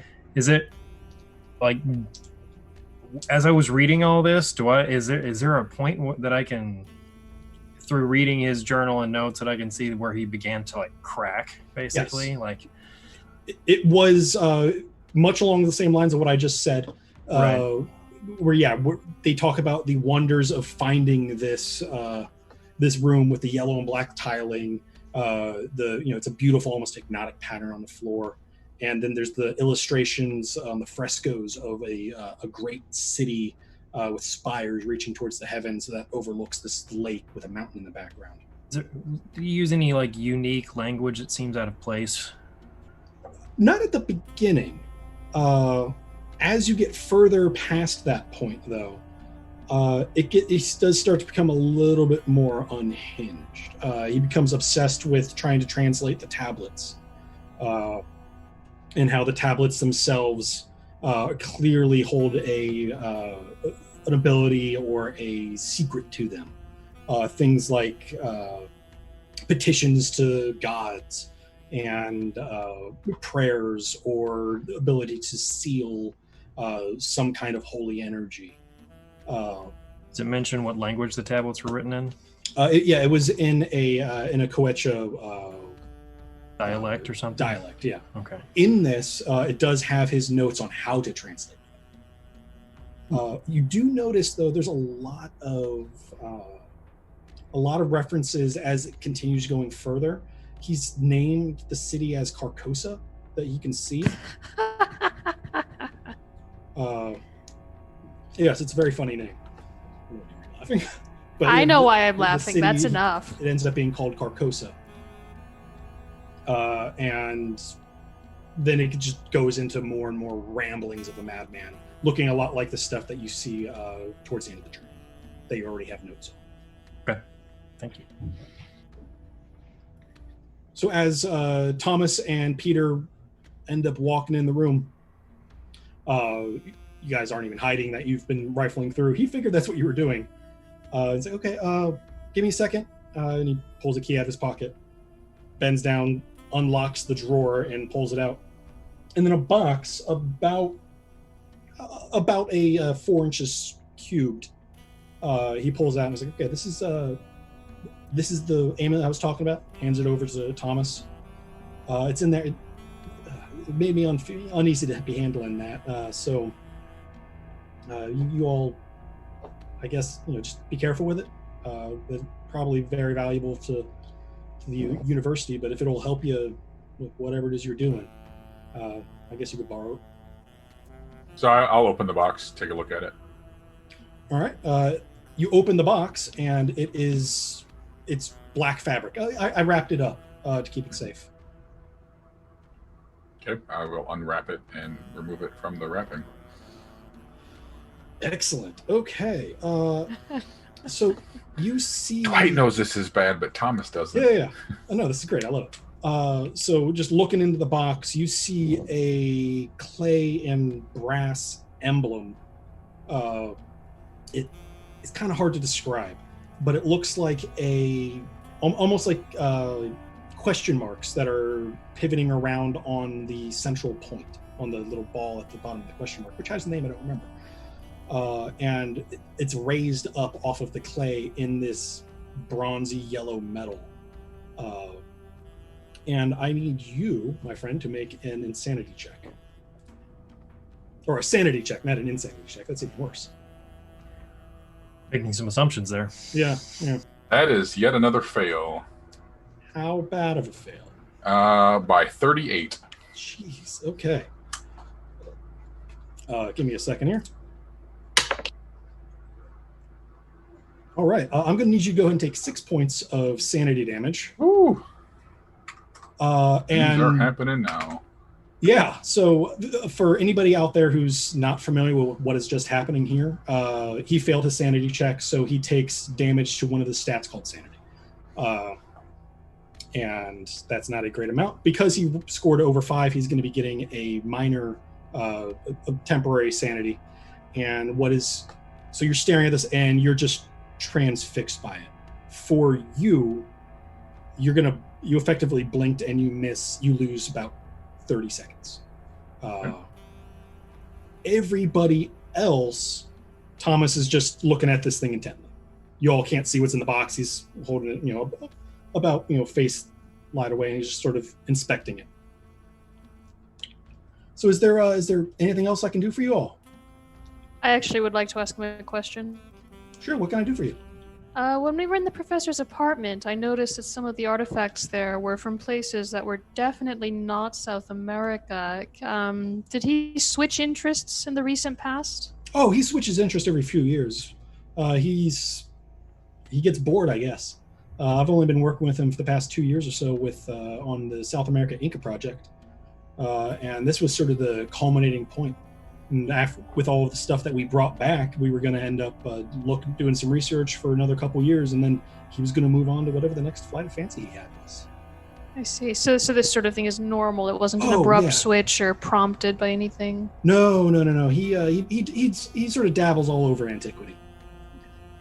Yeah, I don't know if Mr. Wilson told you, but we saw some evidence that somebody had been in his apartment after the professor was committed. Oh, no, I hadn't heard that. Oh, I was wondering, would there be any reason that the neighbors would tell us, or we would find some evidence in his apartment that you had been in his apartment after he had been committed? No. Why would I be back in his apartment after he was committed? Maybe there was some artifacts or research that you wanted to get out of his apartment. Perhaps you simply wanted to make sure everything was all right. No, I think most of that's all still still on the ship. We haven't taken that off yet. Okay. Sailors aren't helping us get it off, so it's all still in the stateroom. Presumably. It's all in the stateroom. What's in the stateroom? The artifacts and the rubbings and all of the work we brought back. He just took his one suitcase. Okay. Can you tell us where the stateroom is, where we can find it? Yeah, be on the boat, on the Pride of Dunwich. Okay. Thank you. That's very helpful. Yeah. Is the Pride of Dunwich still in port? Do you know? Presumably, I think they're here for another few days, but I'm not a sailor on this, and at this point, I'm happy to wash my hands of the whole matter. Peter, do you know where the clay tablets are that Professor mentioned in his notes? They should be in one of the trunks with all of the other artifacts. And does the name Carcosa mean anything to you? I think that's what he was saying the name of the city was, but the frescoes on the walls. But by that point, when he started saying that, he was a little less than coherent. Is he translating that from somewhere? I thought he was translating it from the Quechua, but I'm not. I'm just his assistant. I'm not sure where he's pulling all his stuff. Like I said, he was kind of losing it in the later half of that journey there. Question out of character. Anna knows exactly what Carcosa means. Great. Can Caroline know? No. Damn it. You have no knowledge of Cthulhu or of the Cthulhu mythos, so sorry. All right, worth a try. What are the rest of y'all doing? Dr. Watson would like to see Mr. Wilson and she's wondering why he's looking so intently at it and go, you probably shouldn't be handling that. Just gonna maybe poke him a little bit. Well, I'm sorry, what? You probably shouldn't have your bare hands on it. God forbid there's any bacteria. Oh, well, yes, right. And I put it back in the wrapping and put it back into the box and just, do I feel like I've been out of it, or no? Is it just kind of a You don't. It was for you. It was basically you blacked out. It's one of those, your consciousness went away and then it came back. Mm-hmm. You do have a very strong feeling that you've seen this before, though. This emblem, but it didn't look like this. It was It was entirely different shape, entirely different color, but you've seen it before. You see this. It's all over the place now. Just sort of connecting dots. Like, yeah, this is, you sort of have that weird deja vu. Unfortunately, it's not a better way to describe that if you've seen it, but it didn't look like this. Mm-hmm. But that's, it's like when you buy a blue car and then all of a sudden you see blue cars all over the place. Kind of, like that. Yeah. So yeah, got it. I actually, before I put it away, I'm going to turn to Caroline. Miss Billings, you know a bit about antiquity. Does this look familiar to you at all? And I don't like offer it to her. I'll just show it. I lean in and take a good look. I sort of take my cue from Mr. Wilson, and I don't actually touch anything, but I lean in and take a really good look at the artifact. Well, you two get to do the favorite roll of the day and give me an insanity roll. Just, is that a normal D100 roll? D100, you're trying to get under your sanity. Well, I rolled a 10, so I'm probably pretty safe. Yeah. So you're looking at it. Now give me a, for the actual check, give me a, not a praise. Just looking at your sheet to see where you might be able to occult? Yeah, occult would probably do it, or archaeology would do it also, but you're not an archaeologist. So yeah, go ahead and give me an occult check. Okay. What am I? Your occult is 10. Yeah, so I'm not under 10. So you don't recognize it, no. Boo. You do notice that, just archaeology or antiquity kind of things, like, yeah, it appears to be a clay tablet with metal sort of embossed or embedded in it, which is causing the raised symbols. And I'm going to go ahead and drop it into chat here for you guys, just so you can see the symbol that we're talking about now that people have seen it. And I'm hoping that it's appearing on screen for everybody else, but so that's what we have. We have the pinwheel of question marks. Oh, okay. Because I wasn't quite translating what you were saying to an image and was like, oh, okay. Yeah. So that's the symbol that you've seen, and as you can tell, Dwight, you've never seen that before. That's not a symbol in everyday life. But you're familiar with it. It's a thing that you've clearly seen, or at least Thomas is thinking he's seen. So everybody else, what's happening? You've spoken to the gentleman, or to gentleman, the student. Can I help you all with anything else here? Will we have any trouble getting into the stateroom? I mean, you have to get onto the boat. Will they try to prevent us, is what I'm asking you. I don't know. I honestly don't know. All right. You have receipts or your tickets from the ship as proof of departure or something like that that could get us on to reclaim some of these, maybe? Yeah, that you're smart. Yeah. He flips through, he pulls up the itinerary and a couple bills of lading. He's like, this is what I have. This might help. Give it to the captain, and he might be able to let you in. Thank you. Thank you, Peter. And please be careful with the artifacts. They are very old. I'm sure someone in this university is going to want them, but I'm looking to find a new spot. We will be very careful with boring old pottery. It's more. We than have that, no but... interest in damaging the antiques. Okay. Good. Anything else I can help you with? No, dear. I think we'll be on our way.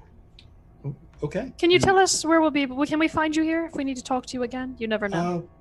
This is where I'm doing most of my work at the moment. Yeah. Okay. Thank you. As everybody leaves, Dr. Watson is gonna hang around and be the last one out, and she's gonna turn to him and go, "If I was you, I would get some blood work done. I don't know if there's any bacteria on this, but if you handled that amulet and any of those things, you should probably get checked out. Have a good one," and just leave. Bye. You have the plague. Go away. Ancient Incan plague. Yeah, it's the plague of Not as madness. crazy as it sounds. All right, so you guys end up. 2020. So you all end up walking out. Where are you guys going to go next? You're standing in the hallway boat. outside the office. How long of a trip is it to the boat? Yeah, what? Is Westport actually a port? Yes, what port? Westport is actually a port. Okay, so it is It's- right there. Well, it's not right there, but you could probably get there in about an hour. What 'Cause you're time gonna is have it to right go all now? the way through town. Say again. What time is it? Or like, what time of day? Right now it's about 2:00. Okay. We get there about 3 p.m. That should be enough time to check the place out, at least casually. Yeah. And the sooner the better, given that we don't know how long the ship's in port. Yes, I would like to take a look at this amulet, if you don't mind. Doctor, I understand you're concerned about the hygiene of this, under your supervision, of course. Quite interested since this appears to be the focus of Professor Cromwell's obsession, to say the least. He definitely is displaying very obvious some sort of obsessive disorder here that was triggered by what he saw in this chamber. And I tell him about, what I read from the notes about this chamber, and I'm sure Detective Wilson can confirm that from speaking with Peter as well, and compare notes, essentially. You still have the book, right? Yes, I definitely took that with me, yeah. Certainly, Dr. Rose. I would suggest you don't handle it. In fact, do you have a napkin? I'm certain I've got a handkerchief, yeah, something. Go on. As you're talking, I pull it out and have it. I Over. I would kind of actually reach for the box if you're going to drive. Yeah. I don't feel any kind of attachment to it, right? That's No, just, no, okay. Then it's yeah, just I just hand it right over. Yeah. All right. So yeah. Precious. Everybody pass around the insanity. I love it. Mm-hmm. If you That's will it. just take a quick swab of that and pass it to me, that would be great. Oh, certainly, Doctor. Yeah, and I'll open it up and move aside the black cloth to inspect it, and an insanity check time. I Yes, imagine. please. I love it when I don't have to prop stuff anymore. It's great. Yeah, that's a major success. Okay. Yeah, it's as you've heard me describe it before. It's more of that. Yeah. Okay. And I'll take a handkerchief and swab it, I guess, with my fingertip underneath the handkerchief. I'll fold it up and pass that to the doctor. What will you do with handkerchief? Well, push comes to shove, if the university has a biology lab, we can get everything tested for any parasites. Because if there's any brain parasites going on here, we might have to do some sort of extraction. Is that a thing? Yes, of Oh, it course. certainly is, ma'am. I want nothing to do with amulet. You keep that away from me. Keep it in box. We'll do our best not to touch any of the artifacts. So, it's- Dr. Rose, while you're looking at the amulet, can you give me an occult check? Certainly. I have a fairly good occult Certainly. I have a very good occult score. And I just barely succeed. Barely succeed. Yeah. So this is with a barely success. You know this is not Inca. This is not a. This is older than that. It's tied to other things, but you don't know what exactly. But it is certainly a kind of, because of the way that it's crafted, you can tell. Yeah, this is a item that bears some significance in occult societies. Oh, in circles I've traveled, I can tell that this is pre-Incan society, and I've never seen anything like that. It's come out of South America. This is incredibly unusual to see an item of this manufacture in an Incan temple of any kind. Fascinating. Believe you. But you've seen that the doohickey that's on it. You've all seen that, right? I recognize When I it. see, We've never seen that, but I've never seen it before. Have you seen it before? Not this particular symbol, no. Amulets like this, of this manufacturer, yes, something similar, but never this particular symbol, I'm afraid. Do I see it, like if I were to look and try to spot it somewhere, will I see it, or is it just that I'm like, oh yeah, I've seen that in the past? You will. I'll let you know when you come across something that looks like it. Okay. Or that you're like, that's it, even though it doesn't look anything like it. But yeah, I got you. Do you think you've seen this before, Detective? I've seen it all over. I can't believe you haven't seen it. It's clear as day. I can't put my finger on what it was, but I know I've seen this many times. Detective, what kind of car are you driving?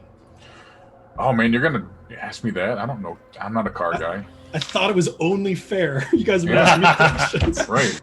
Let's see how fast I can Google this. So. What's his mechanic's name? He's driving a Ford. It's probably a Ford. It is a Falcon Knight Roadster. I don't know. Ooh, I want to Google this now. What does this sexy car look like? Anything that's going to fit all of us. Falcon Knight Actually, you know what? Roadster. Hold on. We'll do this. Let's see if this one will work. But it sounds sexy. Falcon Knight or Falcon 9? It is a Hudson Roadster. There we go. Hudson one of you is sitting in one of those little kick-up seats in the back. Yeah, the rattle or the nice. That will be Dr. Right. Rose as the most is... quacky of the group. I'm compact. Is the least amount of street cred in this group. So as you approach your car, you recognize it on the hood ornament. Like, it doesn't look like it. Mm-hmm. They're clearly two different appearing symbols, but that's it. Yeah. Well, that's right there. I mean, and I just point. And I look back, and I look at it, and it's weird. You recognize that it is not the same thing. These are two very clearly different shapes, but this is just it in a different form. It's that weird sort of hard to put your finger on. Mm-hmm. I've seen this. This is that, and you can't. So we do recanize a similarity. We don't just think Wilson's nutty because he looks at the amulet. He recognizes. He's crazy. Okay. Is tickling any psychoanalysis things in the back of my brain for Mr. Wilson here. Probably should. Does he wear glasses? That's probably a good starting point there. Does Thomas Gareth Wilson wear glasses? Oh yeah, he's just got those little wire rim circle glasses. Yep. Mm-hmm. Yeah, Dr. Rose, it could just be a problem with his eyes, and he's getting swept up in the moment. Maybe you should clean your glasses, Mr. Detective. I really don't see any similarity here between your, the brand of your car and the symbol. Well, if you say so, Doc, I'm the stranger here, so. And I'll just kind of tune out the conversation then and focus on the road. Okay, and you guys are headed towards the port to the ship. Yeah, down to the docks. Okay. All right, so as you go, you go through town, peaceful as ever. You're heading down, heading down Main Street. You pass the apartment building where you were at. You pass Lucy's house. None of them are like burnt down. It's the street is idyllic. It's just like every other day. No tentacles coming out of windows. No. Okay. That's just for checking. episode 2. Got it. And you, after about an hour, you guys get to the port, and you see the only kind of big ship there is the Pride of Dunwich.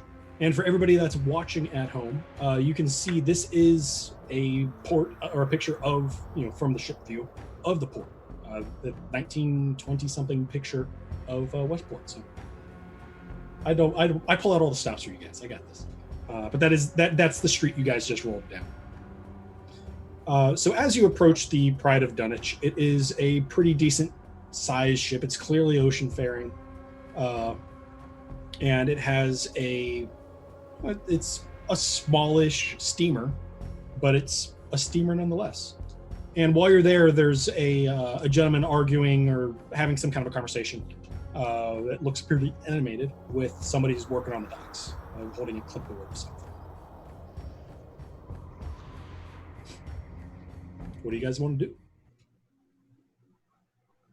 Try and get close enough to listen to the conversation. Yeah. Somebody bigger do that. All right. So who's going to try and eavesdrop here? I say we send Evans and Wilson to do it. Okay, I mean, if I do it, it won't be subtle, but okay. Fine, Like, you send Wilson to do it.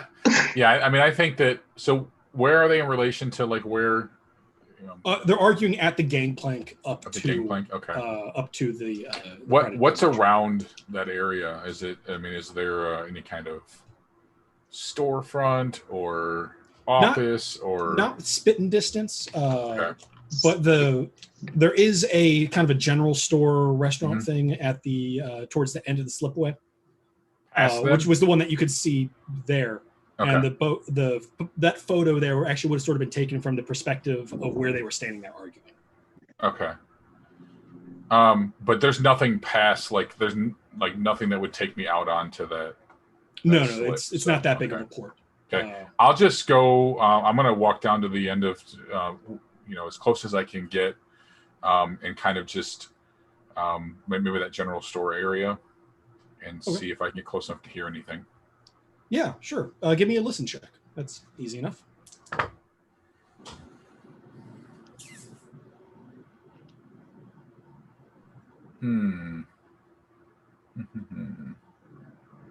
Nope.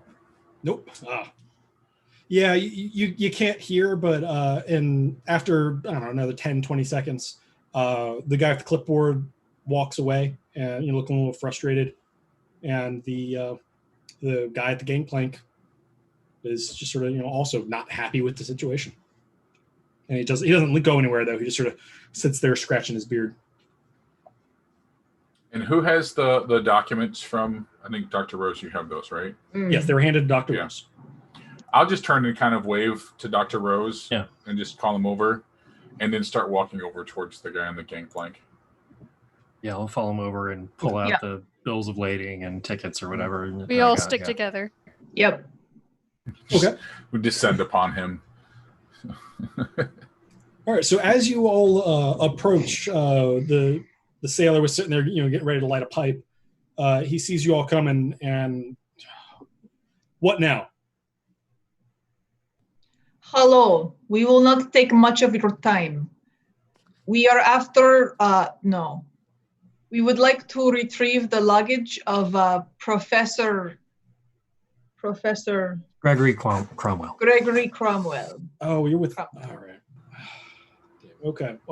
Yeah, you keep me in port with this nonsense. You all have his. You all have something to show that you are actually. Yeah, provide the bills of lading, the ticket stubs, whatever. Yes, we looks at them. All right, he hands it to you. Yeah, let's get this nonsense off my boat. Follow me.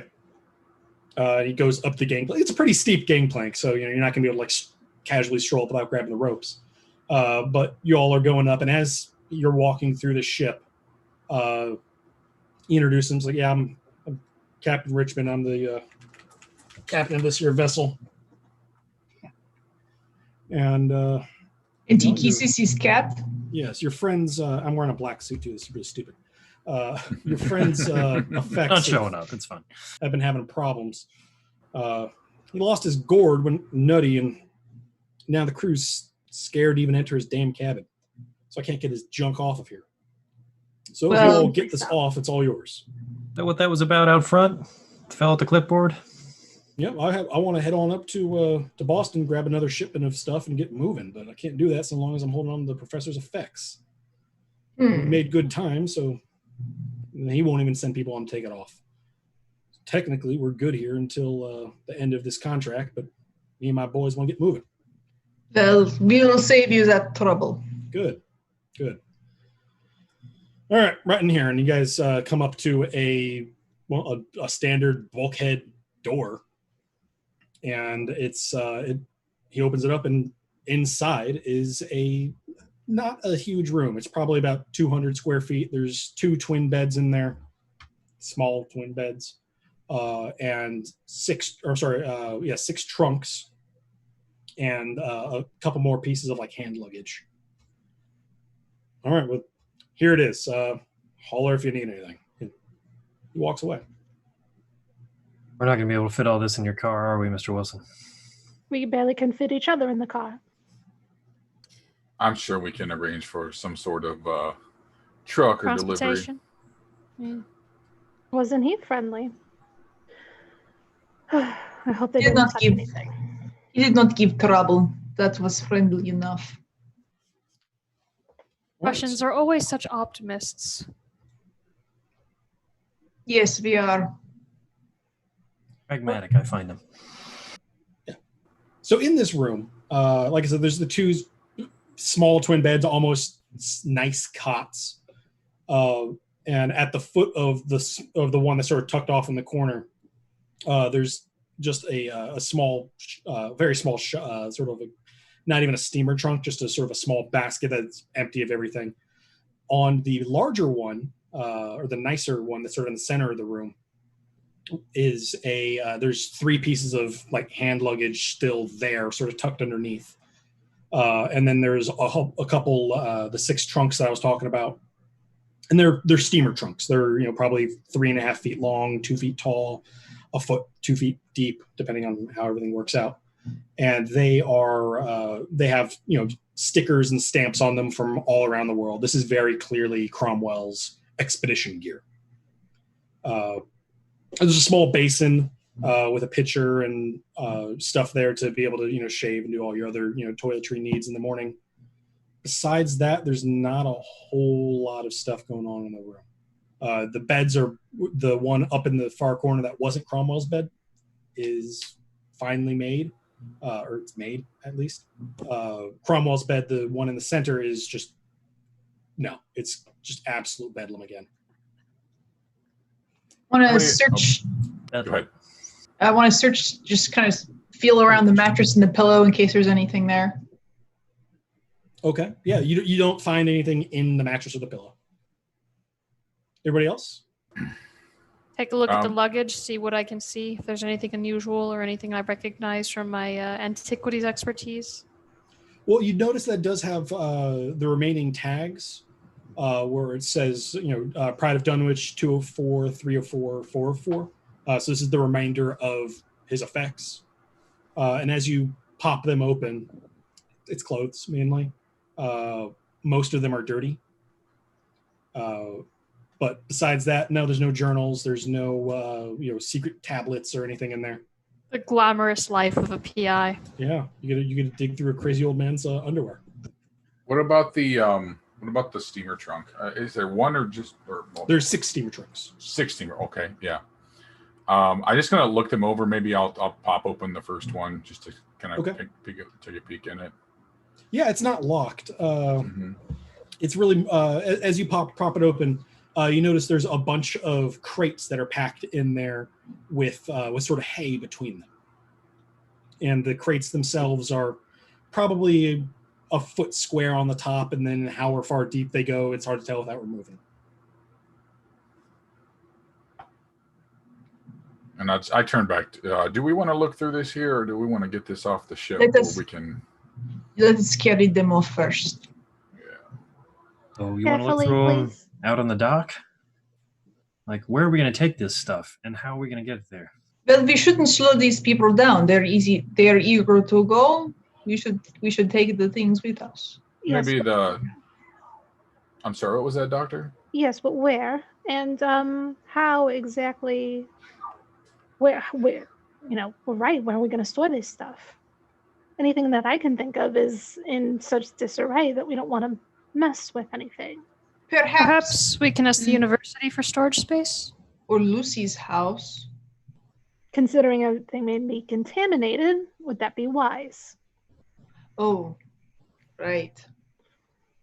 Well, I think that the university is probably our best bet, because these items were meant for the university to begin with, at least as far as young Peter had to say. And I'm sure one of these gentlemen on the ship will be able to direct us in the direction of someone who can help us offload these materials and get them delivered where we so choose. Well, we'll likely be utilizing the biology lab anyway, so it would be I guess the university would suffice. Just please be careful as you're rifling through the things. If my intuition says anything about it, this screams parasite all over it, and you guys are just willy-nilly touching everything. I'm not. I'm not touching. Says the woman who touched this pillow. I did do that, didn't I? Yes. Caroline's just been digging through the luggage at random. She hasn't thought about contamination at all.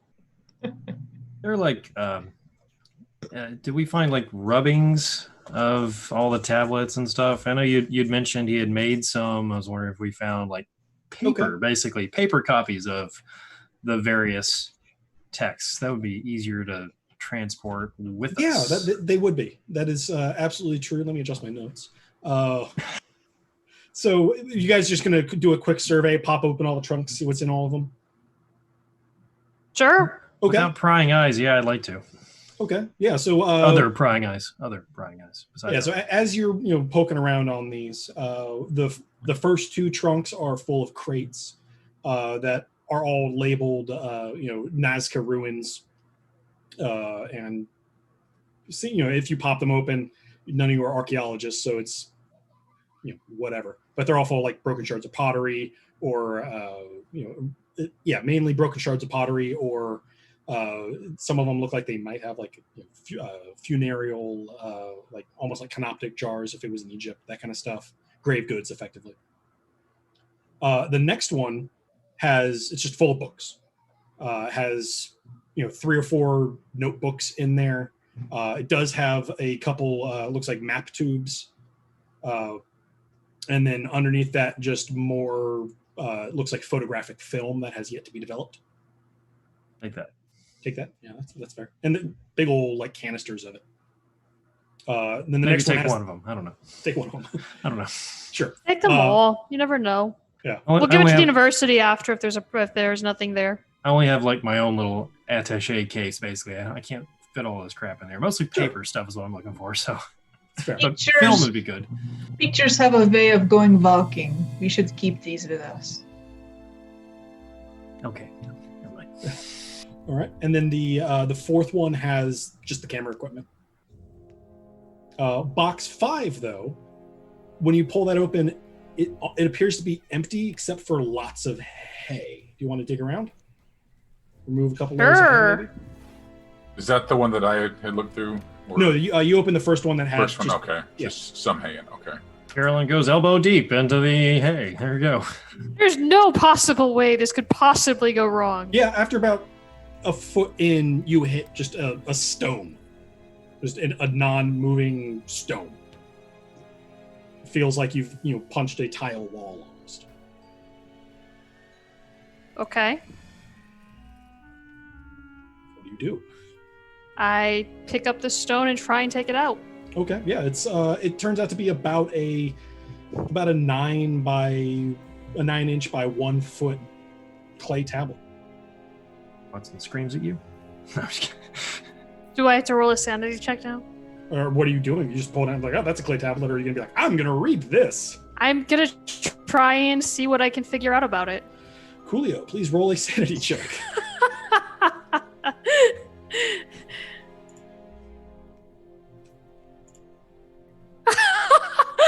I rolled a 100.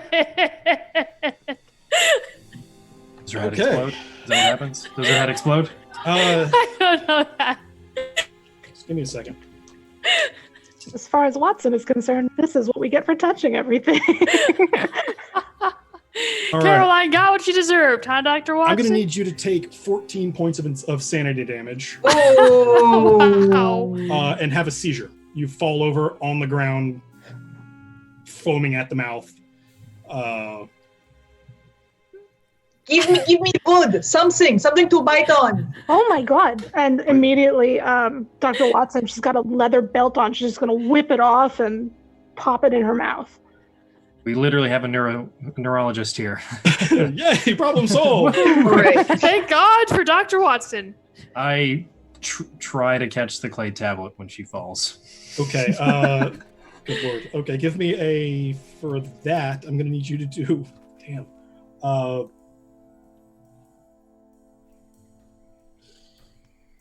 I wouldn't know what that would be. Dexterity? I'd say dexterity. Yeah, dexterity would Mhm. probably be accurate. Give me a dexterity roll, please. Oh, good. I'm looking at it. That's your best skill. Wait, no, it's not. No, it's not. So I started with 70 sanity points, so I'm at 56 now. Just to check. Whoa, I started with 70 sanity points. I'm just making sure I'm doing this. After taking all this You damage, lose I have sanity one points. more sanity than the Russian. So, Regular success. I got a 35. Well, everyone knows Russians are Oh, crazy, okay. Lana. Yeah. I'm sorry. So you catch the tablet. You fall over, you grab it, but you got it. The tablet is yours. Like, I'm on the ground on my back. Like, aha! Actually, about this big. I got it. Okay, that's convenient. It's about that big, about that thick. Has a. So yeah, you have the tablet. I will then pick it up and like maybe put it back on top of the hay and step around Carolyn, just kind of make sure she's like, Doctor, you okay? Do you need any assistance?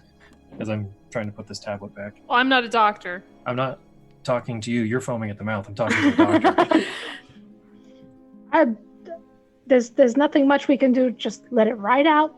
She'll come to. She's gonna put Carolyn's head in her lap, and then immediately turn to Dr. Rose and go, "This is why we don't touch things. I don't know why you touched that directly after her seizure. It was instinct to catch it. Wipe your hands off, please. Please." Yes, doctor. Okay. She's not gonna hold Carolyn down. She's just gonna gently like hold her face, try to calm her, like just. Yeah. All right. So after about a minute of just terrible thrashing, she calms down. She's still unconscious, but she's no longer seizing. Now we must carry her as well as luggage. I don't think we should move her. That seems like a bad practice, if I remember anything from medical school at all. I'm gonna check her spine and make sure she's okay. Okay. Move around. You have a medicine skill, do you not? I do. Yeah. Go ahead and use that medicine skill.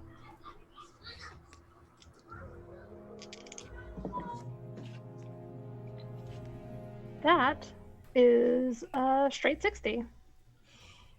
Okay, because you have a 60 as your medicine skill, right? Yes. Good Lord, you guys are making it really hard to keep you all alive for 3 episodes. She's been, she's clearly not having the time of her life, but it doesn't look like from your, cursory look over that she's hurt herself. When she, that she'll have to become conscious again to see what kind of, mental faculties are still there, but she seems to be physically kind of okay. Right. Well, she can't stay here, so she's gonna have to move one way or another. See? Doctor, correct me if I'm wrong, but are any brain parasites that fast acting that could send her into a seizure like that so quickly? And it didn't seem to do anything to me. Not any that we've discovered, but, as our professor was out here searching for something, we could have found something new. More than likely a parasite. Dr. Rose. But so. she'll be all right, Doctor, correct? She should be fine, but there's no way of really telling until she wakes up. Well, I vote that we withhold the rest of our investigation into these artifacts until we have gotten them someplace a little more controlled than this stateroom. Why don't I go talk to the captain and see if we can arrange for some shipment assistance, and then we can get Miss Billings back to the inn for the evening. And I will close all the crates. I open the 6th one while he's out of the room. No, to see we're what's in there. closing crates. Just pop it open real quick. Just like close the 5th one, put the tablets back in there in the hay, then like real quick. You do not listen. Okay, so you open up the last crate, and it's full of archaeological supplies. See, look, Tools, nothing even towels. exciting. Just It could have brain parasite. You don't know. She said. Okay. brain parasites, they'd be in my brain at this point already. Unfortunately. Why aren't you scared of that? Don't think that's what it is. No offense, Doctor, but it doesn't. Oh, and what do you think it is? I don't know yet. That's what's so exciting. Exciting. This is all terrifying. What's Miss wrong with Billings you? just had a seizure. What is exciting about this? And apparently, Professor Cromwell has gone insane. These two, and he never had a seizure. These are incredibly different symptoms. So, All right. Sure. We'll believe this is all your voodoo mumbo jumbo. Sure. And I if it don't is- think it's voodoo. That is the wrong region of the Americas to start whatever. pointing at voodoo for this sort of affliction. One way or another, it's not exciting. People are hurt. Namely, Lucy. Namely, Miss Billings. Fair point. Maybe exciting was a poor choice of words. okay. A close crate. So while you guys are arguing about that, Mr. Wilson, you're off looking for the Captain Doctor, or the Captain Captain Captain Richmond. Doctor. Captain, Doctor, Captain. Captain Doctor Captain. I'm It's struggling with so many strange. names I just made up. Please stop being mean to me. Actually, no, I did have Captain Richmond already written down, so we're good about this. You find him just, he's up at the front of the ship. It's not hard to find him in the slightest. He's sort of pacing around. All right, so what can I do for you? What are you doing now? Yes, Captain. If I might have a minute of your time, we are here to pick up the professor's wares from the stateroom. It appears that we were not informed of the amount of items we would have to deal with today, and need to arrange for some transportation. Is there a shipping company nearby that might be able to bring us use of the truck and maybe some hands to help us load these items? Yeah, go speak with the dock foreman. He'd probably be able to help you out there. There's some company that he always uses. He was the gentleman I was speaking to at the clipboard previously. Well, I do appreciate your time, Captain, and we will be out of your hair post-haste. Good, appreciate it. So I will just head on over and see if I can find the dock foreman. Sure. It's a small shack of a building. Mhm. And you just come up and he opens up the top half of the door. What can I do for you? Yes, we need to arrange for some transportation for some items we are taking off of this ship. I was enough. told you might be able to help us. Yeah, we can do that for you. Where are you sending them to? I believe we need to take these items to the university. All right. Easy enough. How much stuff do you have? Let's see. I believe there are 6 of the larger. What's the word? I can't think. My brain's gone here. Steamer trunks, and just some various pieces of luggage. Too easy. Oh yeah, we can. If you get it down here, we can get a truck out here in about an hour or so. And would you happen to have anyone that could help us unload a few of these items? They are quite heavy. Yeah, I think that's doable. We can make that happen. I do appreciate your assistance, sir. We will be right on the ship. And you, again, my name is Thomas Gareth Wilson, and I will be glad to work with you to get this taken care of. All right, I'll get a team sent right up. And he closes the door. All right, I'll head back up. Perfect. All right, so Anna, yeah, you start to come around now, as I have to keep looking at my bouts of madness table. Yep, that's a bad one. So yeah, you start to come around. You feel like you're incredibly hungover. Got kind of cotton mouth and a wanging headache. And any kind of light is just far too bright for you at the moment. Ow. Ow. You don't really remember anything since you got out of the car. What happened? Where are we? Can I hear you, Jess? Are you all right? I feel like I just spent the last night at a speakeasy. What's going on? You had a seizure. Well, that explains a lot. What was I? Where are we? What are we doing? Can you do me a favor? I need to look into your eyes. Can you? The light hurts. Can you follow my fingers really quick, please? Just standard procedure. I just need to make sure you're okay. I try to follow her through squinty eyes. Okay. You said your head hurts. She's just gonna go through the rigmarole of making sure somebody is like mentally well. Sure. Yeah. I'm taking notes of all the symptoms. So besides, of standard questions, where are you? What year is it? Who are you? That kind of stuff.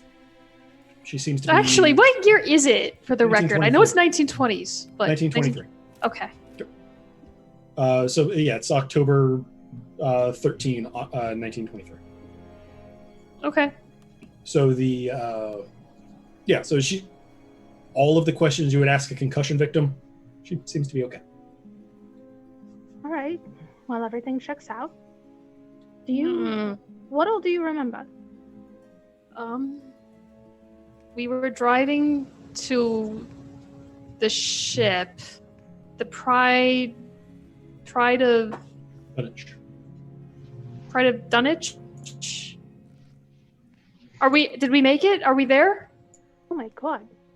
So you don't remember digging into a trunk, picking up something, and... Well, you wouldn't remember the aftermath of picking it up, but you don't remember looking at this stone something and... Stone what? Okay. I see you writing this down. Did I miss something? Did I lose my memory? What's going on? Yeah, you're missing about an hour of time, Carolyn. What? That's not possible. That can't happen. That's impossible. You have 5 witnesses here, or 4 that say otherwise. This would be the first time I've seen somebody reading something cause memory loss, but... Oh, please. And a the massive seizure. Parapsychologist thinks that this is the legit, please. That's like the best evidence I've got that this is complete. Is this a prank? Are you playing a prank on me? I don't play jokes, dear. Look at this face. That's true. That should be all you need. Russians right and humor don't go together. Oh crap. Oh no. What happened? You seem fine right now. You don't panic. Panic will make it worse. You seem fine right now. Just take a deep breath for me, and we'll figure this out. I walk off and I just sort of like pace in a corner away from the rest of them. Whoa, I really think you should lie down. Easy for you to say. You're not the one who apparently lost an hour of your time. I mean, you were here, but you just no don't remember. big deal. Says the Russian. Relax, please. If you're a psychologist of any kind, you would at least try to calm her down, please. Carolyn. It's being rather insulting to many of us at this point. You're still alive. You feel mostly fine. You know the important things about your life. What's to be afraid of? You've never lost your memory, have you? I also make note of mood swings. Oh, shut up, you quack. I didn't say that out loud. I wrote that down. Psychology is a bogus field, and parapsychology is even boguser. So find an old piece of wood and throw it across the room. Go fetch. Like an antique. Right about here is when Thomas walks into the room. Have I missed anything? Nothing important. Well, these gentlemen here are going to send up some workers in a truck. We've got about an hour to kill, so I don't know if we want to start moving this stuff or... Yes, please. Yeah. And I'm going to take Carolyn's hand and go, will you please just breathe with me? Will you please just take a deep breath? We'll do it together. You ready? And she's going to just take a nice deep breath. Fine. I take a deep breath with her. Okay. So you go through that whole, I'm assuming it's going to be a few minutes of you two, sitting there's like, all right, let's get back grounded. And Mm-hmm. all right, so while that's going on, what are the three of you doing? Do my best to help move stuff out of the stateroom. Yeah. All right, so you're just taking it all down to the dock and piling it all up. Yeah. Mm-hmm. Okay. Yeah. Are you keeping anything in particular to not put on the truck? There were any rubbings of any of the artifacts, I would try and hold back any of those papers. Okay. So something like Yeah. that. Yeah. Yeah, and I'm grabbing the camera film. I don't want that out of my sight.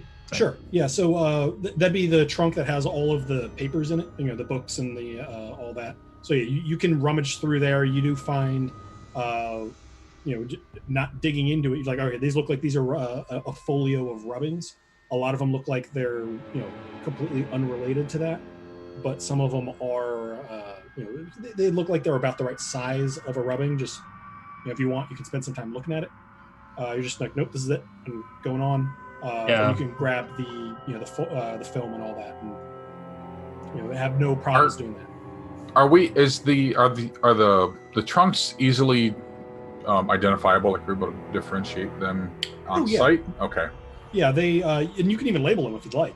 Yeah, I want to make sure we label the one that almost killed Caroline. So.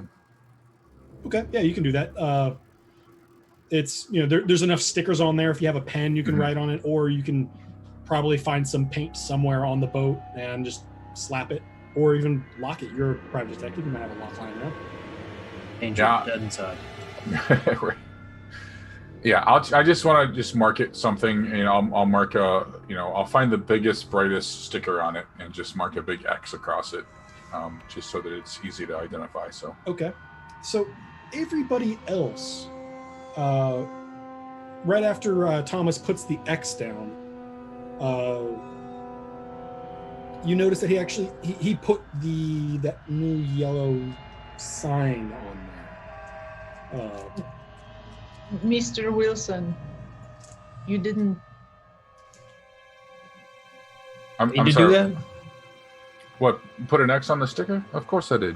I wanted to mark the one that we had the trouble with earlier. Thomas, it looks like the symbol on the amulet. I mean, I get the connection wanting to mark it as the special one, but... What, this X here? You're telling me you see the thing that you didn't see earlier? Just pointing it out, make him recognize that he did what he did? Yeah, given a second to look at it, he can now, Thomas notices that it's, in fact, the same symbol. My. Oh, my. Oh, Just look at Dr. Watson. Thomas, we're going to have a little chat later about what you've been seeing and feeling, okay, lately. I just kind of like look into his eyes for a bit, see if pupils are responsive. Psychoanalyze your friends. Always good. that is a skill, just saying.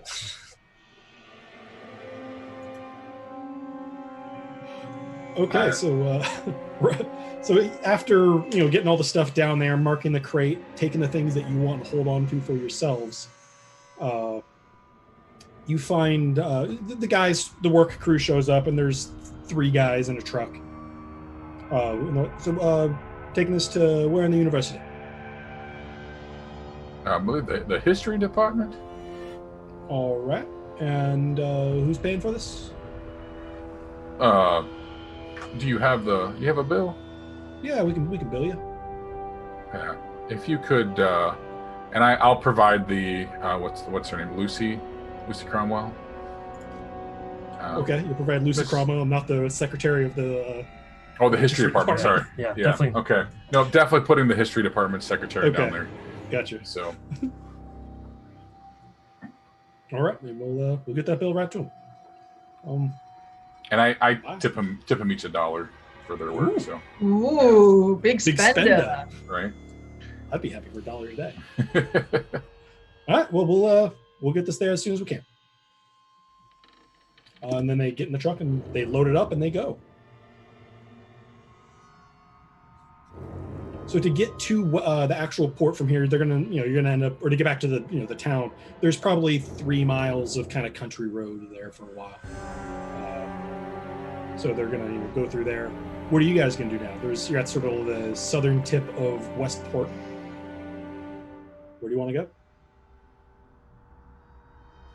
So, I'm guessing we're probably dinner time-ish, 5, 6, 7, somewhere in there. Yeah, it's about 7 o'clock right now. So the sun has just gone down.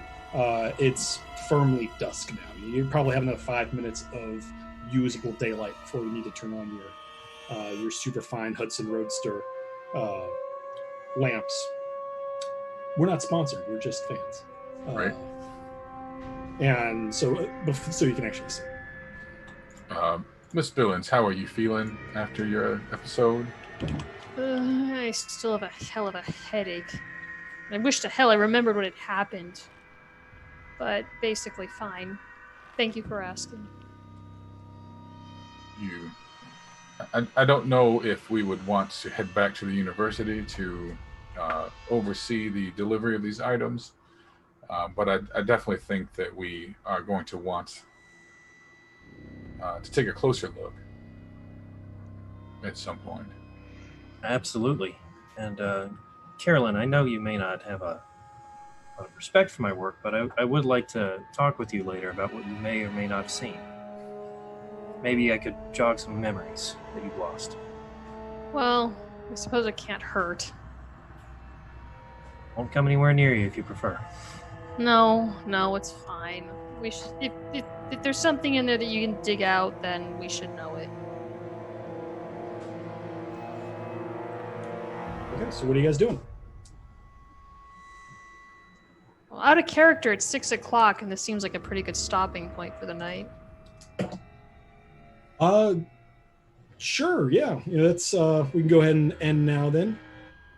I mean, only if everyone agrees. I'm just saying. That's probably a good point. Yeah, we can go ahead and break now. So everybody, thank you so much for tuning in. Our crew managed to get themselves in some trouble. I wasn't expecting quite that hard yet. 100. Yeah. High score. Your prize is nothing. Yeah, I had to do some rule lookups. Your prize is brain damage. Congrats. Yeah. 100 roll would be fantastic in D&D. How come we can't be rolling D&D right now? Use those kinds of dice in D&D. Yeah. But anyway, everybody, thank you so much for tuning in. Want to thank our players so much for jumping in and having a good time with us. I'm hoping everybody had a good time. And we can go ahead and break for the night here. Next week, we're going to be Tuesday. We're going to be doing the Games Tavern Happy Hour again at 7 p.m. Wednesday, we're going to have the Velkin Weave back up on again 7 p.m. And Thursday is going to be Whiskey, Magic, and Destruction, also at 7 p.m. All of this is Eastern time. And it will absolutely happen this week. Yeah, it's going to happen. Or else. Next week, we will be back at 3 p.m. Eastern time again on Saturday to go ahead and get going. But before we end, we do have a couple other shows that are going on here. Where can everybody find you? Let's go ahead and just go around the horror one last time and see where everybody is, where we can find you to tune in. So, Michelle? I'm normally on the Velkin Weave with Dolaris. And me. Yeah, and Eldon's there too. All right. Jess, where can people find you when you're not hanging out with us doing nerdy things? Yeah, I'm Freckle Sketches. I'm on Twitter, I'm on Instagram, Facebook, I'm on Twitch.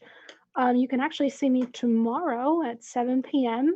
EST for Duval and Dragons. I am the official cartographer of Duval and Dragons, and I also play a Fire Genasi Paladin, the elected leader called Zakria. So you can find me there tomorrow, and it'll be a blast because we're getting ourselves into some sort of time warpy shenanigans. So hope you tune in to see that. Do the time warp. All right. Anna, you're next in line. Where can people find you? I normally play Whiskey, Magic, and Destruction's friendly neighborhood rogue, Turgeon Nighthawk, and also dispenser of magic mushrooms to evil drow patrols. And my social media tag is AmberAnna391, and you can find me across the board there on Twitter, Discord, and Instagram. All right. And then last but certainly not least, we have Dwight. Where can people find you? Yeah. So again, I'm Big Bearded Nerd. You can find me on Twitter, Big Bearded Nerd 21 here on Twitch. And you can also find me, I'll give you all my stuff. So I'm on Mini Train Domain, Monday nights, 8:30 Eastern. We'll be starting up All That Glitters, the Dungeon of the Mad Mage here that I'll be DMing that game pretty soon. Tuesday and Thursday nights, you can find me over on my Twitch channel where I do mini painting. Let's paint tiny things. We paint minis and we just talk about stuff. And then this coming Wednesday, which is I think it's the 14th. Is that right? 14th?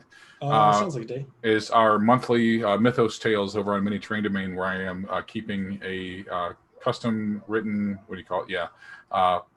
Elicit Tower Horror Call of Cthulhu adventure. This is our 3rd or 4th episode. So, and then on Friday nights, you can find me again on Mini Train Domain, where we do Beards and Brushes, which is where MTD Jake and I paint minis and talk about things. So I'm excited to be here. I can't wait to see where this adventure takes us. And thanks again for having me. All right. Well, everybody, thank you so much for jumping in. I'm so glad to have our 2 guests here that aren't regulars on the Games Tavern. And of course, the rest of you, I guess it's cool being here too. Yeah, I like you all. So to our viewers, thank you so much for tuning in. I'm Mac. I realized I probably should go with that. You can find me Thursdays on Whiskey, Magic, and Destruction. I play Adgern Firebeard, the Dwarven Wizard. And on Tuesdays, I host our news, interviews, reviews, random chat show, Games Tavern Happy Hour. All of that happens at 7 p.m. And I also have a Twitter handle somewhere down there. I think I'm at CMAC20XD6. That sounds, he doesn't remember. Right? It's okay. I never tweet myself, so who cares?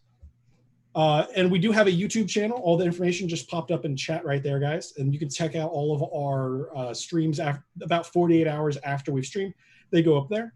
We have a Discord. We've been having a lot of fun conversations on that. It's blowing up.